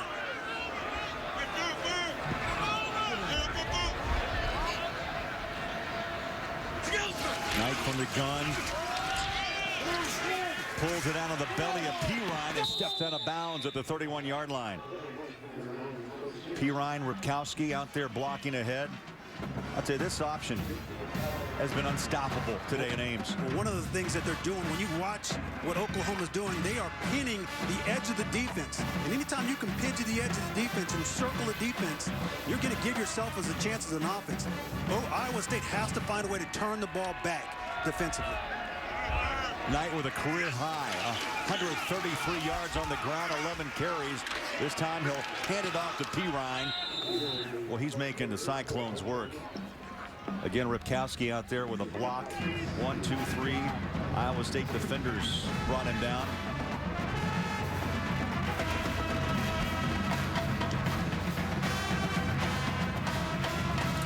That was a gain of 4, 2nd down and 6. 8th play of this opening drive in the 3rd quarter on its way. Under 12 minutes to play in the 3rd. They've lined up in this formation before. Watch the option to the top of the screen. Oklahoma going into the wind. Knight. Again, great protection, rolls out, slings it off his back foot. He's already thrown 2 picks in this game, and this time smartly drops it out of bounds.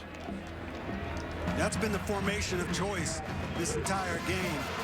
Typically, they run the option to the top of the screen. That time, they saw an opportunity to take advantage of the passing game.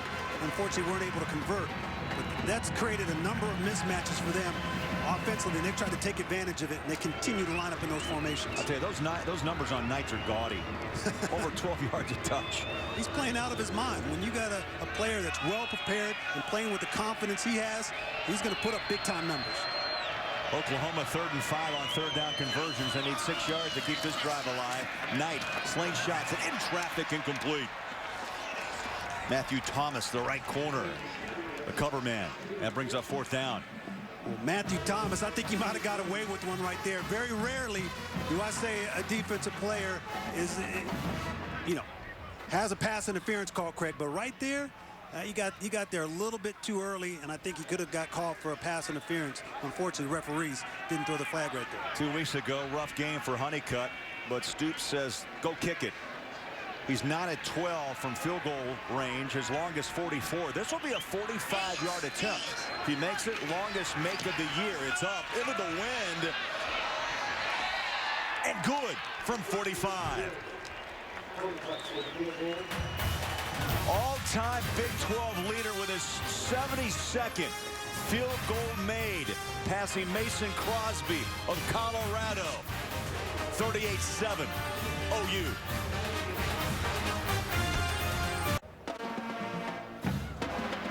And a big welcome back to Fox Sports 1 College Football, presented by Kay Jewelers, Ames, Iowa, Jack Trice Stadium. Getting a facelift, as you mentioned earlier, Ryan. About 55,000. It holds. It's going to hold 61 beginning next September. New stands, new scoreboard. That last drive, 50 yards, 10 plays, 3.5 minutes. And the field goal by Honeycutt is season long of 45.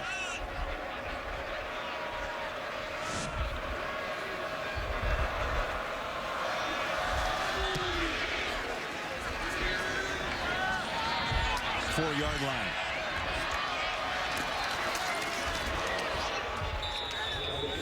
And Jarvis West past the 15 to the 19-yard line. We talked about this being Jack Trice Stadium. First African-American here at Iowa State, ran track on the football teams in 1923.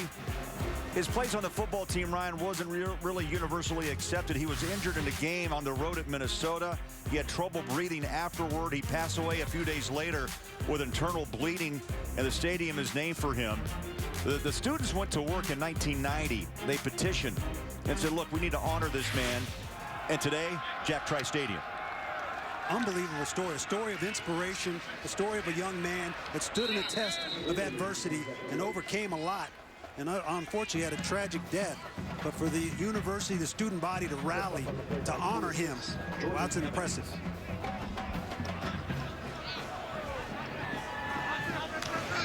A gain of 6, 2nd down and 4. On a rollout goes Richardson. Incomplete.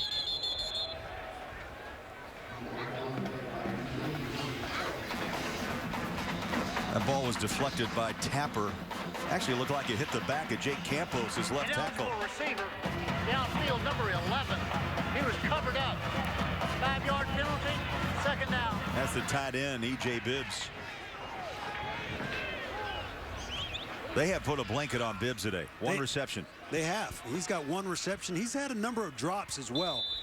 but they need to find a way to get him more involved in the second half. He is the big-time threat at the tight end position.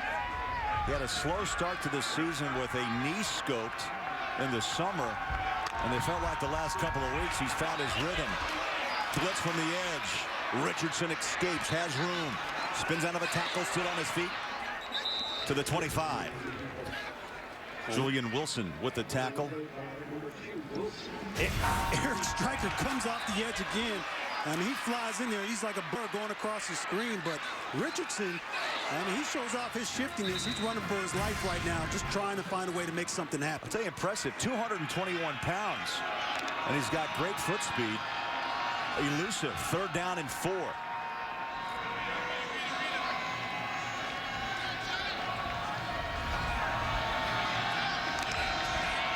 Play clock at 6. Snap gets away. Right at the 1st down marker, but misfires. Jordan Evans was covering Wimberly out of the backfield, and that's going to force a punt for Iowa State. You can just see Sam Richardson's reaction right there. Just a lot of frustration. He had an open receiver. He put, you know, it's too fast of a football that he threw right there. Just wasn't really good and wasn't accurate. You got to find a way to just calm down. Now you just can't let the frustration overtake you right there in this situation. You're the leader of this team. Find a way to make plays and get your team back in the game. That ball is out of bounds. Let's see where they mark it. Going to run it upfield, and it's going to be at the 45-yard line. Well, we're going to go.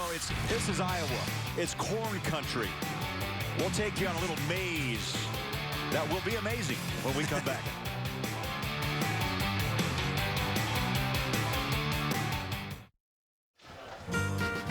Not far from Ames in Carlisle, Iowa, is the North River Corn Maze. And this giant maze was originally created to honor the 132nd Iowa Air National Guard. But in 2013, everyone decided the maze would honor the average Iowa farmer. Is this corn country? And I understand we lost a couple of crew members in that maze. We did. We're lucky they had cell phones in the 2-mile maze. They got lost. Everybody's always seeking out an adventure. Oklahoma back to the air. Neal with the catch. Past midfield to the 46-yard line. That's amazing. Get it? Thank you. Amazing. It really is. I mean, you could get lost in there. You could spend a lot of time.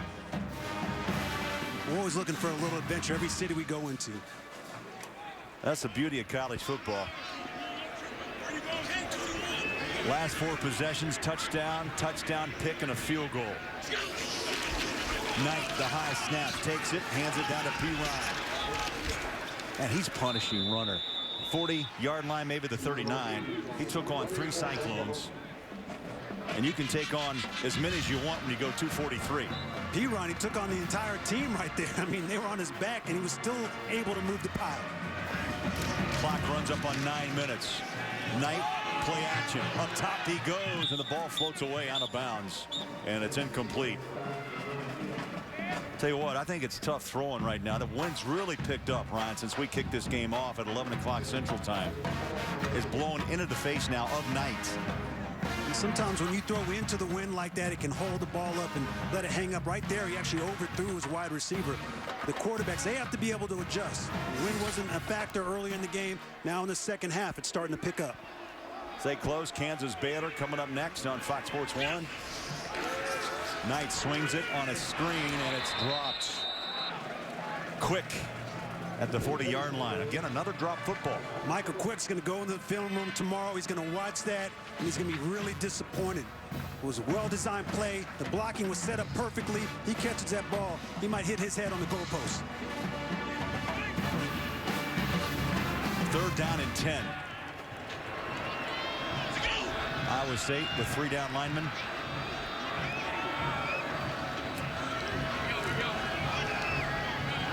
Play clock under 10. Knight from the gun.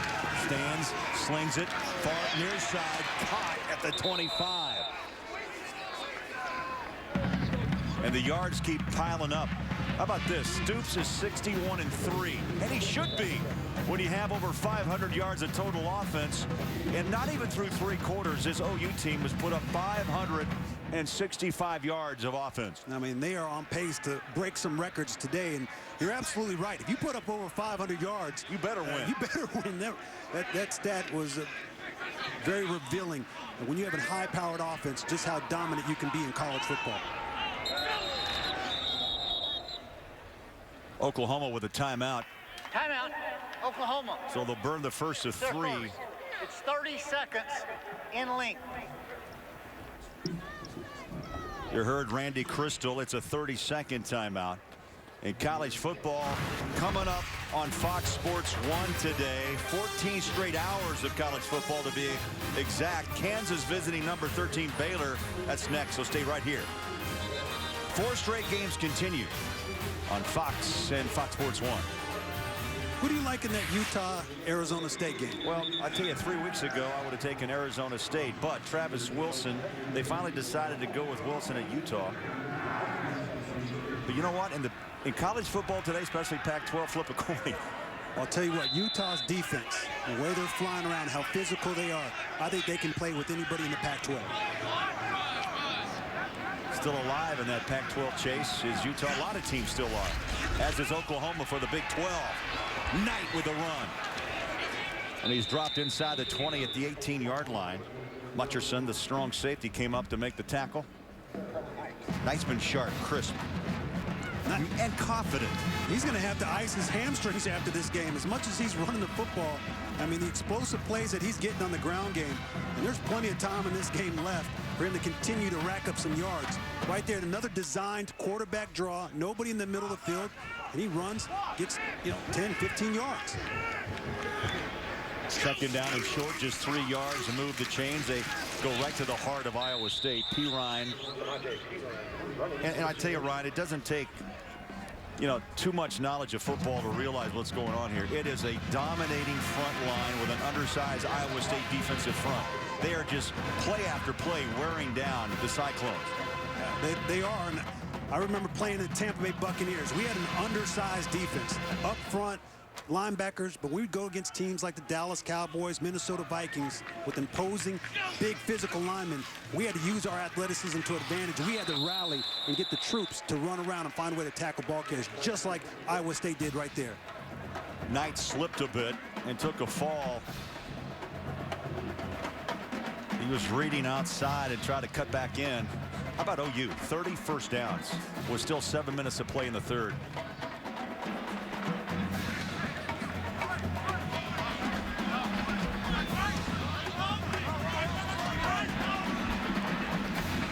A loss of 3, second down and 13.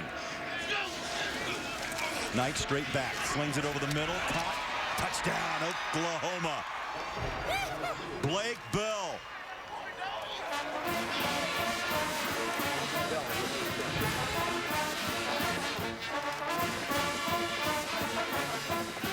Well, Blake Bell, number 10, runs a little skinny post, gets inside Sam Richardson, the defensive back, number 4. And that's an easy pitch and catch. When you got a big target, 6'6", 259 pounds, Trevor Knight's going to dial up that pass and be able to put it right on the numbers. And second touchdown of the day for Blake Bell. A quarterback turned tight end. And the PAT by Honeycutt splits the uprights. Dominating performance by the Sooners. They lead on the road 45-7.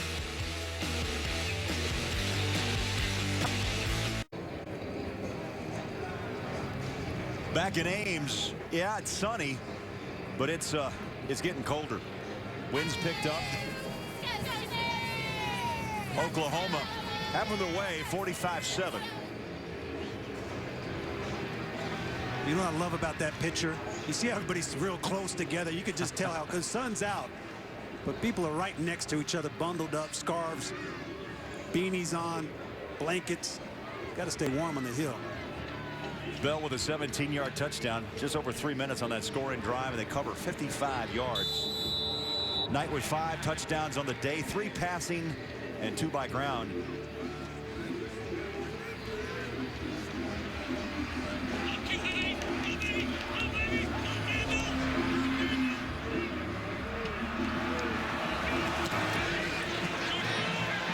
Into the wind, short kick, 16-yard line. Jarvis West One man to beat. Beautiful cutback. Still on his feet. Slices to the 39-yard line. Time for a Lowe's Never Stop Improving game break. Let's go to Los Angeles, and here's Greg. All right, guys, Wisconsin's Melvin Gordon at it again. He reverses course, and he goes 51 yards. It's his sixth straight 100-yard rushing game. That's his second longest active streak in the FBS. Wisconsin all over Rutgers, 30-0 in the third. Craig, Ryan, back to you. All right, thank you, Greg. Rogers, big day. Big day for Wisconsin. Big day for P. Ryan. Big day for Oklahoma. Iowa State starts at their own 39-yard line. Tough throw. All the way across the field. And Jawan Wesley with the reception. That is a tough throw. Tougher than people realize. I mean, to be able to throw the ball like that on a laser across the field, it looks easy, but that's a difficult throw just because of the distance that ball has to travel. Pickup of 2, second down 8. On a pump.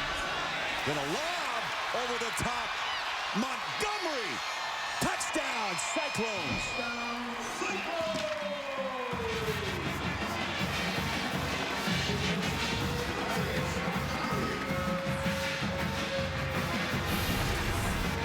Ryan Richardson's pump throws that secondary, and Montgomery got behind them. Well, Zach Sanchez, the corner that we talked about early in the game, he's got 5 interceptions on the day. In the season. He got a little greedy right there, saw the pump, saw the eyes of the quarterback, but Montgomery wasn't running a slant route. He was running a go route, and Richardson put it on the numbers, just lofted it up to him, and he was off to the races for that touchdown. Extra point, Netton. And it's up and good. Second touchdown of the day for Iowa State. They're still playing hard, but down 45-14.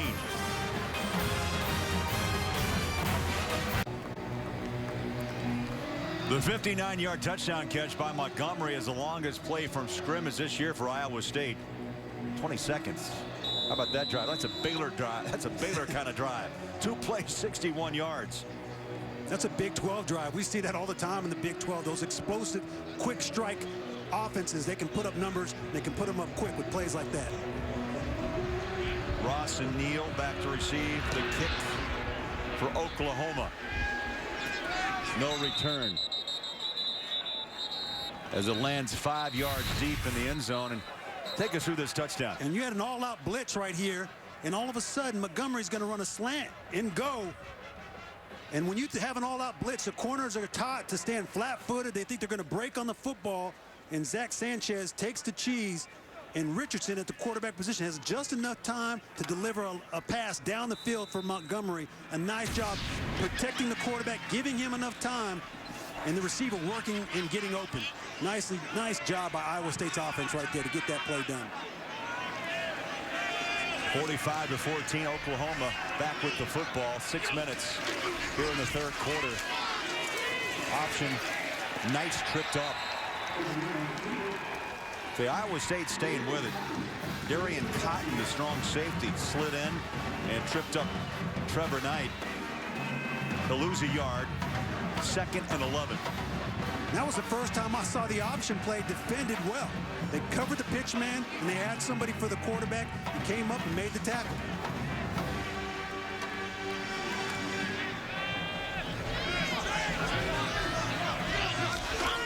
Knight from the gun. Oh. Big hit. Middle screen, came back for it, and Furch said a quick hello to Mika Quick. Drake Furch said, hello, I'm going to come off this block and make a hit right here. Boom, that's a hit right there. 3rd down and 10. That was a yard the hard way as we roll up on 5 minutes left. Third quarter.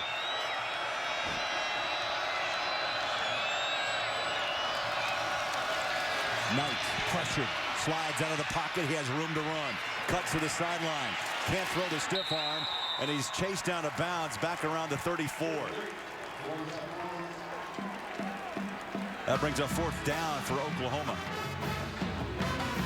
And Kenneth Lynn did a nice job taking a proper angle to get Trevor Knight out of bounds right there. He didn't necessarily bring him down, but he did a nice job forcing Trevor Knight to try to break a tackle, and he went out of bounds. They got off the field. Iowa State, nice job defensively right there. I think that was Iowa State's best defensive stand for Wally Burham's defense so far in this game. Fair catch, 36-yard line.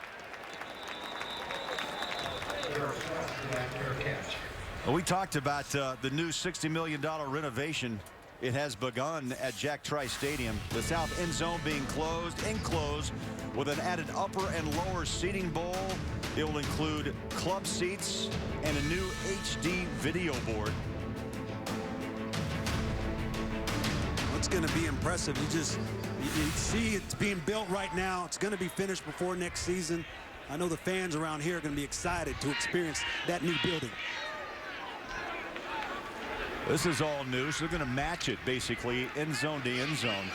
There was a flag on that last play and a holding call.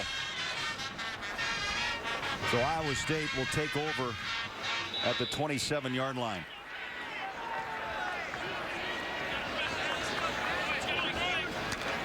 They've been putting pressure on the edge all day. This time they lay back, and the pitch and catch far side right on the hands of Bibbs. Let's see if they can't go to Bibbs a little bit more here in the second half. Against Texas 2 weeks ago, 10 receptions, 73 yards, and a couple of touchdowns. And right there, he was lined up like a wide receiver. I mean, he's not your traditional tight end where he's always on the line of scrimmage. They move him all over the place. He has that versatility, and if they can find the right mismatch, they're going to take advantage of it. Gain of 6, second down and 4.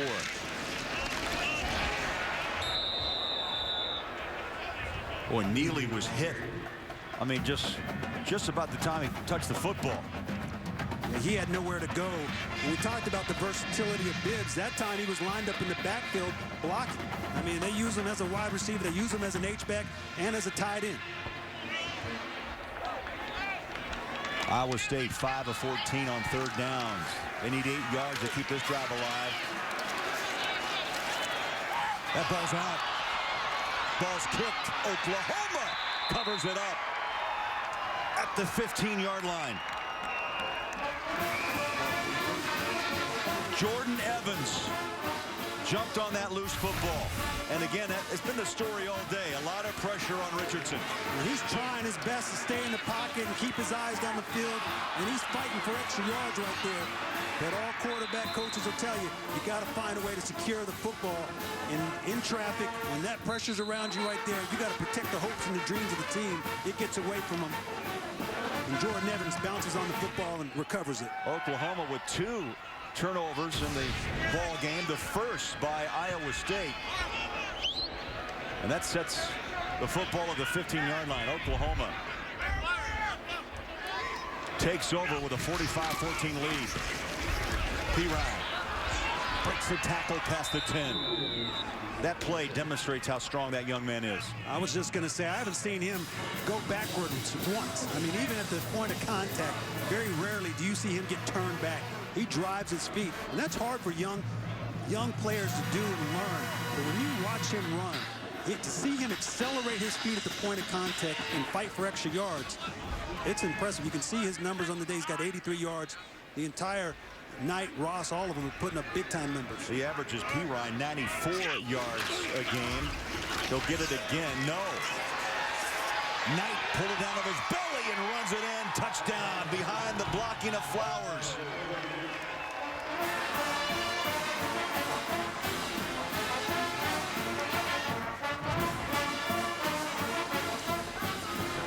Knight is running the option as good as I've ever seen him.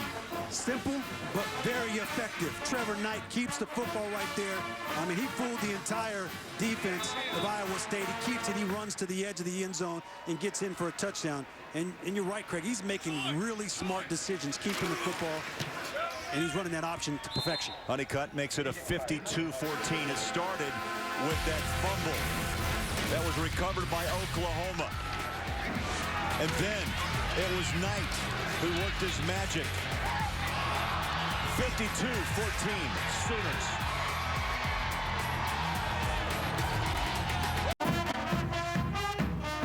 Trevor Knight celebrating on that Oklahoma sideline. They took advantage of that Iowa State miscue, and they've built now an impressive lead of 52-14. 18th ranked in the country. Trying to make a statement today on the road. And they definitely are making a statement, and they're showing the variety of weapons that they have offensively. This isn't traditional Oklahoma football that they've shown all year long on the offensive side of the ball. They've kind of gone back to what they've done in years past, and it's working extremely well. They have weapons on the outside. They have a great running game, and Trevor Knight's playing out of his mind right now.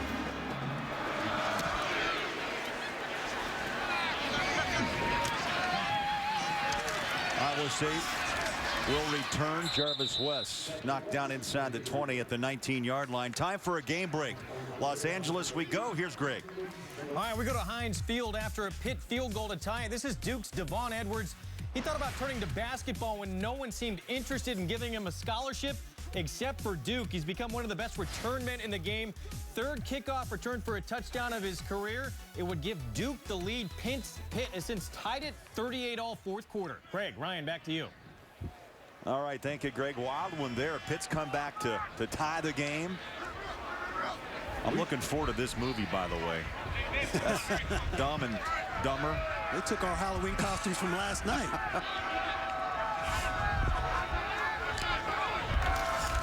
Another 3 minutes left, third quarter. Iowa State got to go back to work, no gain, as Wimberly is hit and knocked down hard by Alexander, inside linebacker.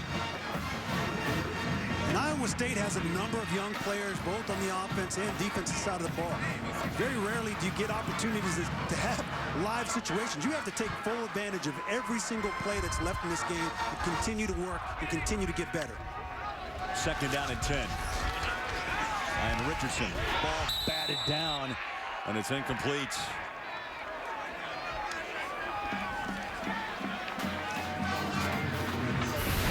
DJ Ward. Well, DJ Ward's right here. Number 87, I'm sorry, he's right there. He's just going to come up right up there and bat the ball down right there. 87, not 85, but DJ Ward comes in, bats the ball. That's an easy play for him, an athletic play to jump up and knock that ball down. Third down and 10. Richardson reading that defense. Now he steps up. Tackled from behind at the 19-yard line. Fourth down.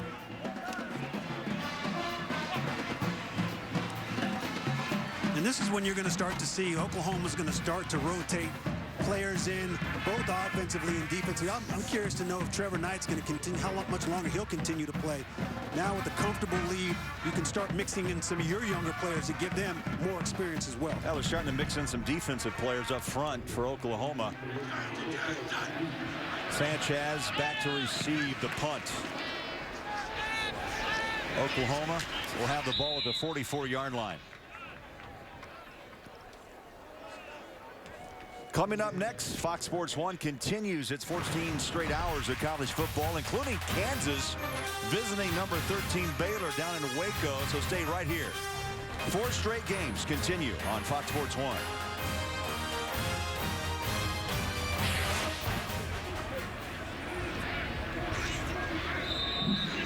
Well, Knight has done his job. And Cody Thomas, the redshirt freshman, will get some reps here. He's a 6'4", 210-pound redshirt freshman. And he'll throw. And a little behind, and it's incomplete. Right there, he demonstrated his arm strength. And actually, Cody plays for Oklahoma's baseball team. And he plays in the outfield, so you know he has a very strong arm. He can throw it all over the place. He's played a couple of snaps this year. So this is another opportunity for him to continue to develop as a young quarterback as well. Well, I'll give you a rundown on Knight's day. 230 yards, 3 touchdowns. He had 7 different receivers. And then he also carried 16 times for 146, 3 touchdowns. The 146, a career high. That's power football. Those old knee high knee drills. You know, you used to watch that and used to remember having to do that as an offensive player when I was in high school. Right there, you can demonstrate why you have to have that high knee drills. Third down and short. Ross squares up those pads and powers for a first down.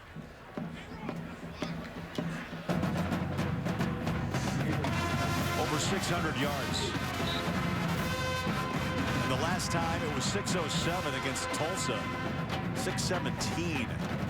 That's not even through 3 quarters. I was going to say, we still have a whole quarter of football left.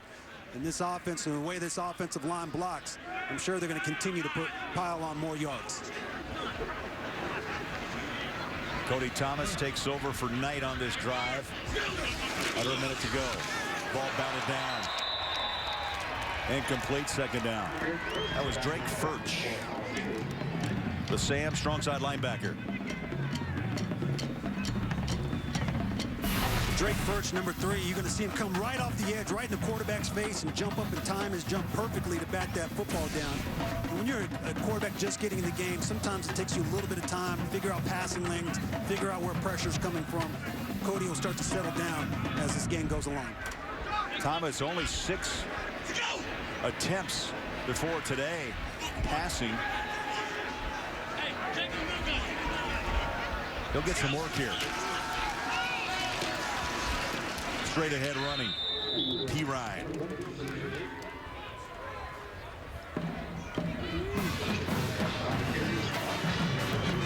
When you're P. Ryan, or when you're Ross, or when you're Ford, you're averaging the number of yards you're averaging per carry, they can continue to just give the ball to these running backs, Craig, and continue to move the chains. It's 3rd and long right now. They could run the option right now. The quarter's going to run out, but going into this 4th quarter, we're going to see a steady dose of this run game. 4th quarter, straight ahead. Dominating performance by the Sooners. After a bye week, they've hit the road to Ames. 52 points on the board. 4th quarter, straight ahead on Fox Sports 1.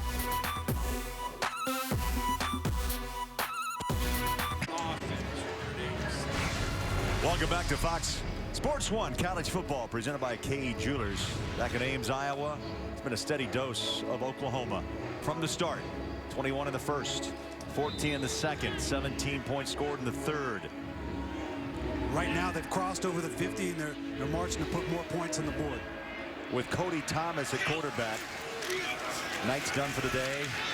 They throw that ball low and complete around the shoe tops. You talked about run. I'm surprised Stoops just hadn't decided just to put the ball on the ground and get out of here. Well, that was a 3rd down and long situation, and he's still trying to get these younger players to understand situational football. He's trying to get good work out of them. That pass was there. And he just missed it. He threw it to the ground. He was a little late on the pass, but you know, they're going to continue to do what they do. And I'm sure they're going to start running the ball a little bit more as we move on, Craig, as this game starts to wind down. Barnett trying to pin Iowa State inside their own 10. And that's what he does. That ball takes a left turn out of bounds at around the 9-yard line.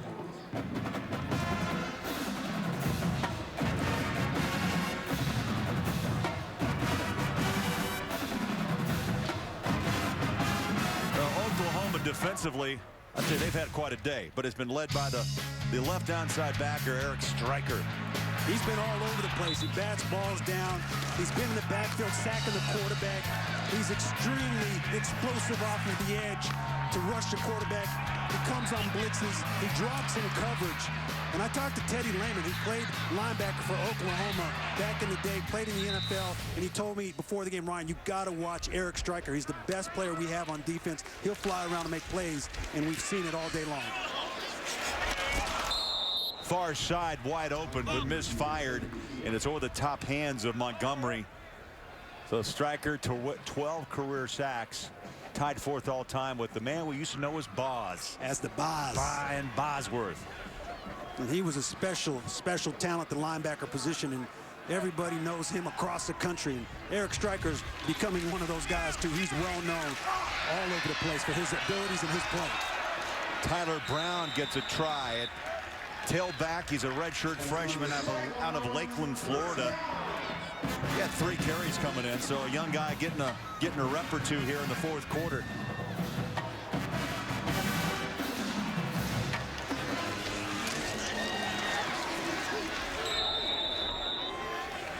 Brown puts a hand down, picks up a couple more yards to make it 8, an 8-yard pickup. And what's interesting, when you look at Iowa State's roster, they have a number of players from the state of Florida, especially down that I-4 corridor, Orlando, Lakeland, Tampa, Clearwater, all those areas. They're getting a lot of players out of those cities. Pitch and catch, the Florida pipeline. Montgomery, one of those Florida players you spoke of out of Winter Park. Nice reception. He's got a big future ahead. 6'5", 220, only a sophomore. We talked with the coaches. They said the NFL scouts are already come around checking him out because of his ability and his size. That's a 21-yard gain. Iowa State tries a run against the front of Oklahoma. Brown stopped in his tracks, maybe a yard, second down. Gino Grissom made that initial hit. First time we called 85's number today, Gino. Montgomery with 3 grabs, 88 yards. He's second. Gino's second on the team in TFLs. He's in the backfield most of the day. He's a disruptive player, too. I like that throw. Off the hands, incomplete. Richardson stood tall. He had pressure up the middle and on both sides, but he had a great delivery. Incomplete. And you're Sam Richardson, and you step back at the quarterback position, you drop back, and you sit in that pocket with the heat that Oklahoma's bringing. You take a hit like that, you need E.J. Bibbs, your tight end, to come up with that catch.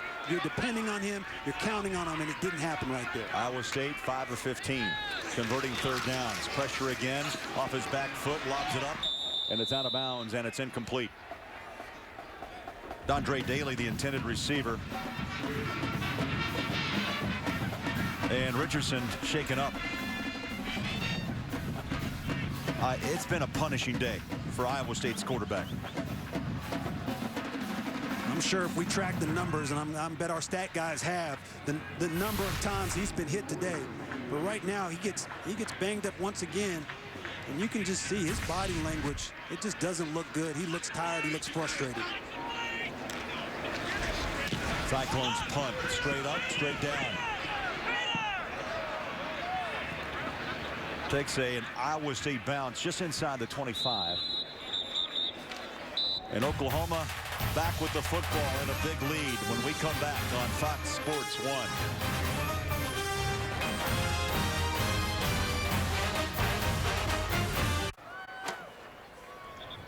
Welcome back to Fox Sports 1 College Football, presented by Kay Jewelers. Oklahoma 18th ranked in the country, dominating Iowa State 52-14. Dominating on all faces. We've talked a lot about the offense, but we, got to give some credit to this defense. Oklahoma's defensive front seven has been flying around. The secondary's done a nice job covering some of these big wide receivers that Iowa State has. It's been a complete team effort today. Thomas back at quarterback for Oklahoma. He'll pull it out of the belly of P. Ryan and fall forward to the 29. Clock runs under 13 minutes. Brackens with the tackle, number 14 for Iowa State. You don't see a lot of dual sport athletes, but be able to play quarterback.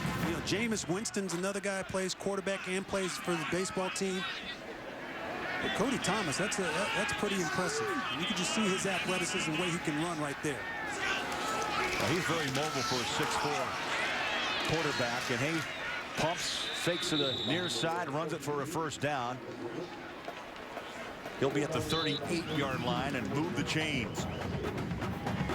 Thomas getting some valuable snaps here late in this ball game. Two young quarterbacks at Oklahoma. Knight, a sophomore. Thomas, the redshirt freshman. Over 400 yards now rushing for OU on 47 carries. On a play action pass, Thomas up high. It'll fall incomplete. Well, they loaded up the box. Iowa State did. Obviously trying to do everything they can defensively to slow down this running attack from Oklahoma. They had man-to-man coverage right there on the outside. Nice job by the corners to match up man-to-man and making it for a difficult throw for the quarterback. Well, Josh Heupel, Sooner fans, college football fans know that name. He's the offensive coordinator for Oklahoma. He quarterbacks or also coaches the quarterbacks as he should. But he's got a couple of fine young players to coach, but that time Thomas is picked. Luke Knott. Right place, right time. I don't think Cody ever saw it. Well, Cody Thomas is looking at the flat route. He's waiting for the flat route to clear so the curl route can come in behind them. And all of a sudden, Luke Knott is sitting right there in that curl window, right where he's supposed to be. A nice drop by him in that zone coverage defensively. And he comes up with a catch. If they're going to throw it to you, you better make the catch. Only miscues for Oklahoma today has been the three turnovers, the 3 interceptions. The 3 interceptions. And Knight had 2. And obviously those are overshadowed by all the other things that he's done so well.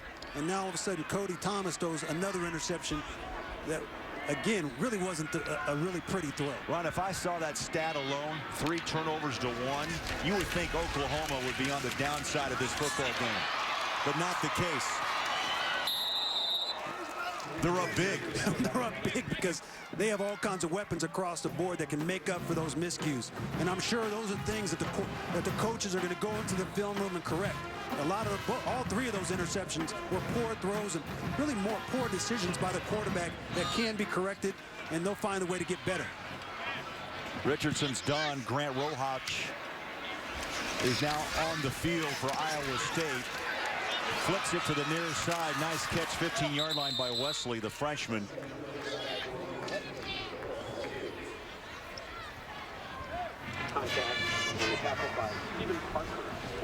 And both the coaches recognize, hey, we have an opportunity once again late in this game with the score the way it is. Let's find a way to get some of our other players some more opportunities to enhance their skills by getting experience in live situations. Handoff. Oklahoma drops Wimberly for a 1-yard loss. He'll bring up 3rd down. Devontae Bond, number 23. Played JC ball at Sierra Community College. Getting some reps here for OU.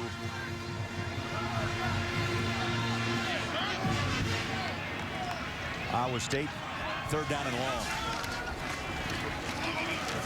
Good protection. Quick flip, far side, short of the 1st down at the 11-yard line. It's Ekby.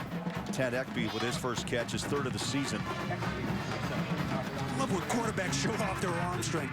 That ball was thrown on a rope diagonally across the field. They were on the opposite hash, and he threw a laser across the field. You have to have a strong arm to make that type of throw and make it accurate. No question. Paul Rhodes. Let's move forward. 4th and 3. Play clock under 10. Cyclones in the end zone. Incomplete. Incomplete to Ekby. So Iowa State turns it over on downs. And Oklahoma will have it back with 9:38 to play here in Ames. Sooners dominating 52-14.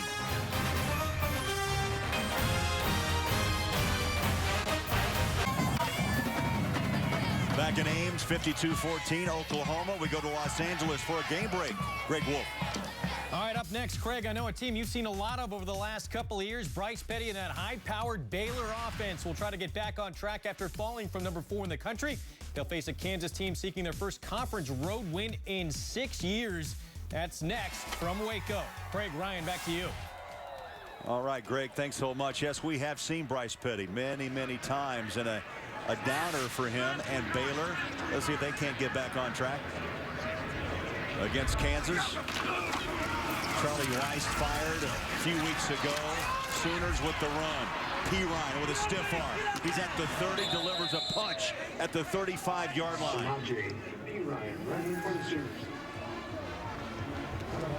Boy, the yards on the ground today, they just keep piling high for the Sooners. Oh, yeah, they do right there. And that was an excellent run. And I'm sure the coaches are going to talk to P-Ron right there. Hey, when you're up this big, we're trying to run out the clock. You got to find a way to stay in bounds. And they didn't stop it right there, but he was too close to the sideline. Just go down and allow that clock to keep running. Cody Thomas with a long snap count. Straight ahead running. What a run. David Smith gets a rep. Ryan, that opening up front by the O-line of Oklahoma, that's a wide body you can run through. I'm talking like not an, well, maybe an 18-wheeler. You could definitely drive an 18-wheeler through there. You might be able to drive two of them, the gaps that they're opening up. And that's why you're seeing these running backs with these creases and with their seams, and they're taking full advantage of it.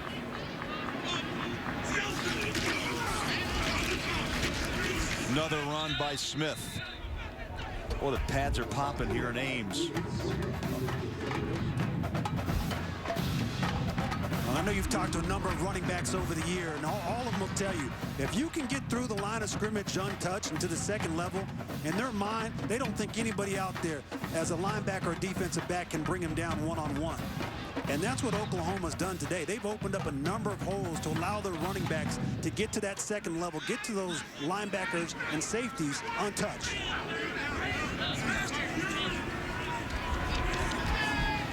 Second down and 6. Play clock at 2. Smith spins out of a tackle, first down.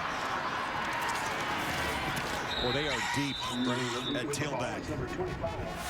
Well, the second FBS team with 3 100-yard rushers this season. The other is Wisconsin, who did it against Bowling Green. And the last time OU had 3 100-yard rushers, it was back in '92. Ernest Williams. It was Brewer and Collins against Mizzou. A lot of water under the bridge as that happened. 1992. What a dominating ground game today. Smith again, the ball carrier. Well, he's delivering the hits. He's fresh as he plows past the 30 to the 28-yard line and brought down by the left corner, Sam E. Richardson.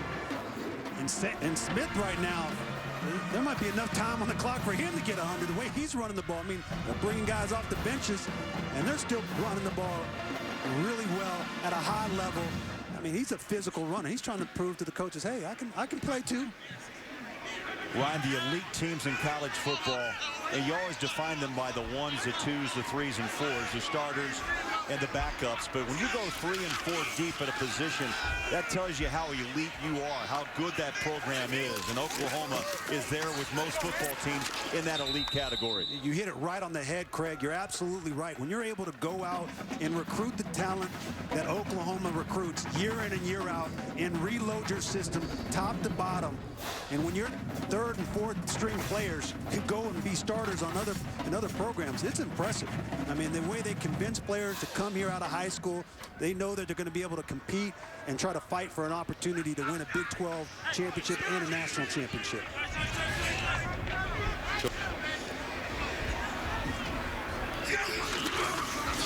Thomas to Smith. You know, this game important for Oklahoma getting back on track.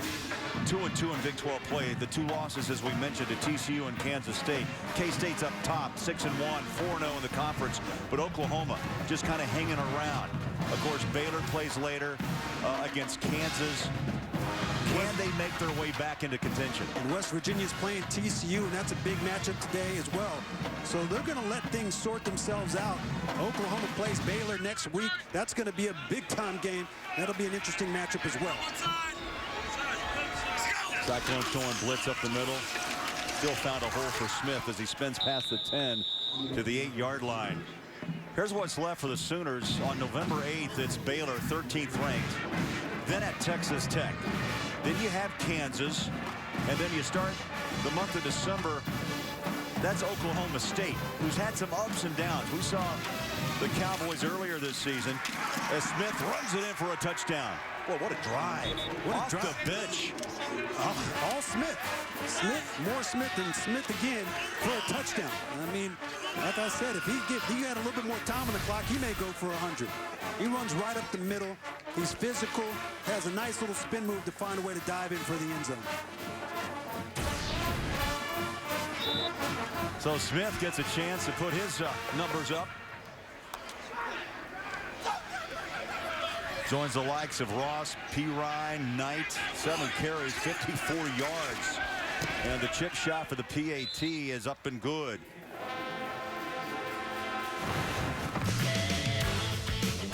What are these statues about? They're all over Ames. We'll tell you when we come back.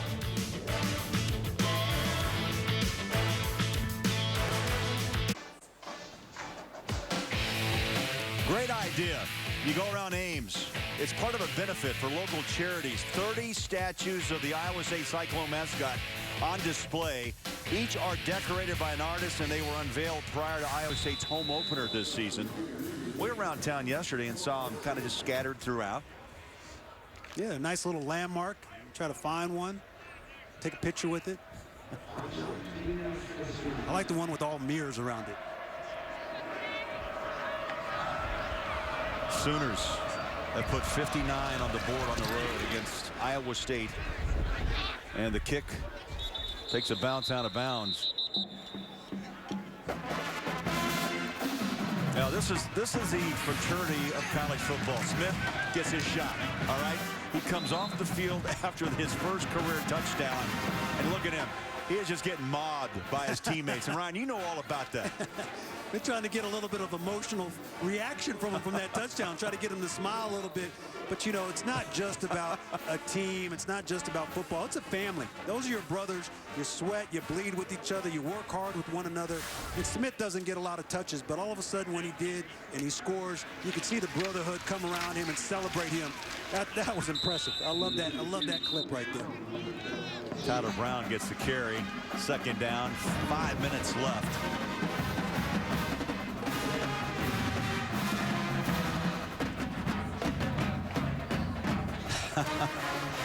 They're still trying to get a smile out of him. Well, they know that he's probably going to go back in the game and have another opportunity to get some more touches. See what he can do with it. Yeah, he went over 50 yards on that series. There's this throw on the far side, just not much.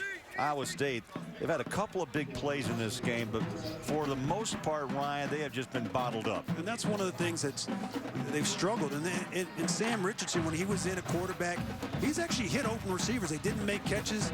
They just weren't able to find a way to get that explosive play that they needed on a consistent basis. They had a couple of them that helped them, but overall, that's where they really struggled, and they could not get the running game going either.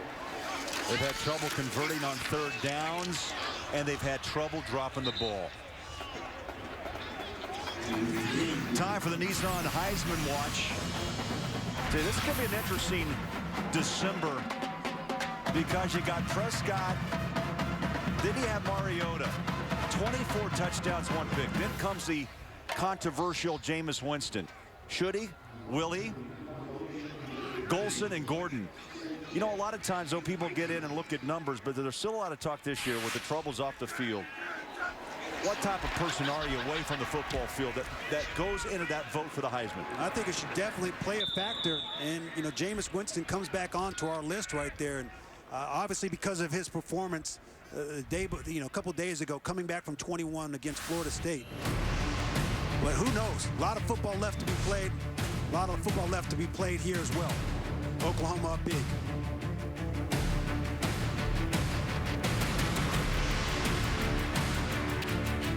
This is a fight between two of the most... Time for our Academy Sports and Outdoors Right Stuff Player of the Game. And there's little question. Trevor Knight, quarterbacking Oklahoma. No surprise. I mean, he did it on the ground with his feet. He did it through the air with his arm. It just showed why he's such a versatile quarterback and why Oklahoma's offense is one of the most high-powered offenses in the entire country. His versatility and with the weapons around him, it's hard to slow this offense down. He has not played in this fourth quarter. Gave the football to Cody Thomas. Smith has dominated this game so far. He had 50-plus yards on that first drive he jumped in. Now he's past the 30-yard line and trying to push for another touchdown. I'm loving watching the sideline for Oklahoma. When the ball's in his hands, they're jumping up, they're screaming, they're cheering him on. And that's what you want from your teammates late in the game like this, to cheer on the players that are still on the field fighting. That last drive, Brown scored his first career touchdown. First and 10, 31-yard line.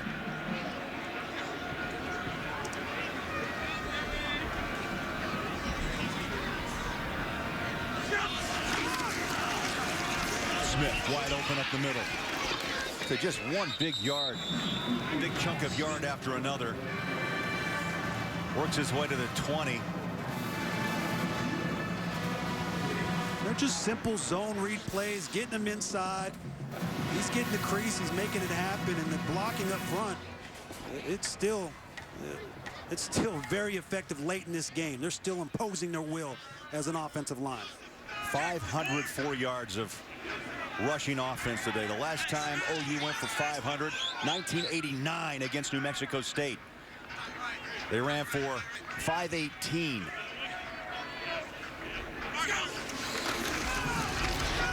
Thomas launches it to the end zone, and it's incomplete on first down. 3 minutes left, second down and 10. Not only do you think you can put up those yards in a video game, I mean, you and I can play. I mean, it's an impressive performance. And I know that the coaches have to be extremely impressed with the way that this team's responded after a tough loss. They went through their bye week, they made corrections, and they came out and responded and played at a high level to get back on track.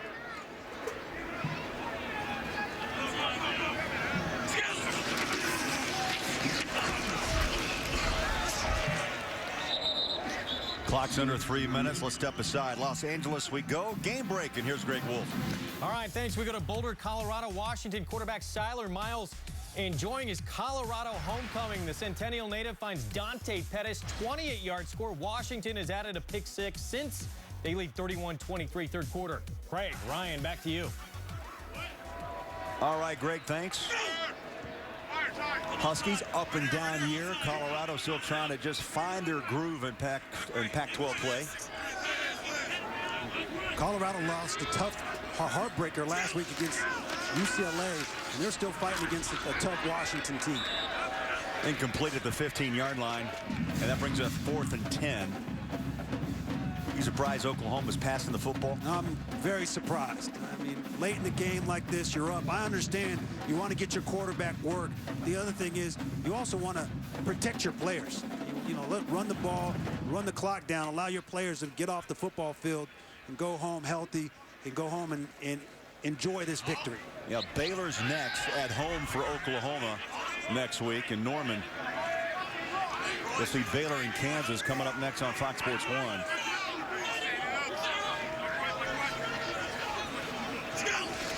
Just got the snap away. Thomas stands in the pocket. Now he'll run on 4th and 10. Big hit just inside the 15-yard line. Alton Meeks, number 44, made the tackle for Iowa State. So just over 2 minutes left. And Iowa State will take over. That was impressive. The young quarterback, he couldn't find anybody open. I know it's 4th down. But you know what? He tucked the ball. He tried to fight for it. He didn't try to force the football. Sometimes you're a young guy. You come in off the bench. You have high hopes. You want to try to impress the coaches. You start trying to press the ball in those situations. That was a smart play by Cody. Iowa State will drop down to 2-6 and winless in Big 12 play at 0-5. Tyler Brown chased out of bounds. Stops the clock at 2:04. Next week, they'll take on Kansas on the road in Lawrence. That team's trying to undergo a change since Charlie Weiss was let go. Yeah, anytime you have change, you know, it takes time. There's a process in Kansas. They're still trying to figure things out. They're still searching for an identity. And it's going to be an interesting matchup for Iowa State. Those are two teams trying really hard to find a way to finish this season strong. Third down, Tyler Brown's short of the first down. Yeah, let's take you back to 2000. Little coaching tree there. You know who's on the left, right? That's Stoops. And then Mangino, who was at Kansas, who took off and tried his luck as the head coach. Now he's at Iowa State as the offensive coordinator. And Josh was the QB. 3rd down and 4.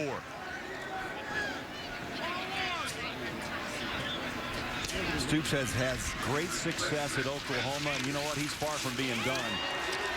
There's a 1st down. Oh, the high-stepping Tyler Brown gets rocked. Hatari Bird,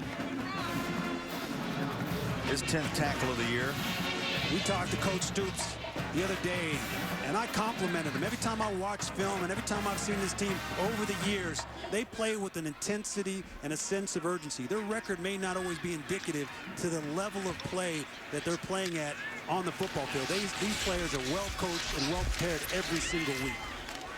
Well, Stoops in his 16th year, 15 consecutive bowl bursts, 8 Big 12 titles in the national championship. Personal foul, face mask, number 49.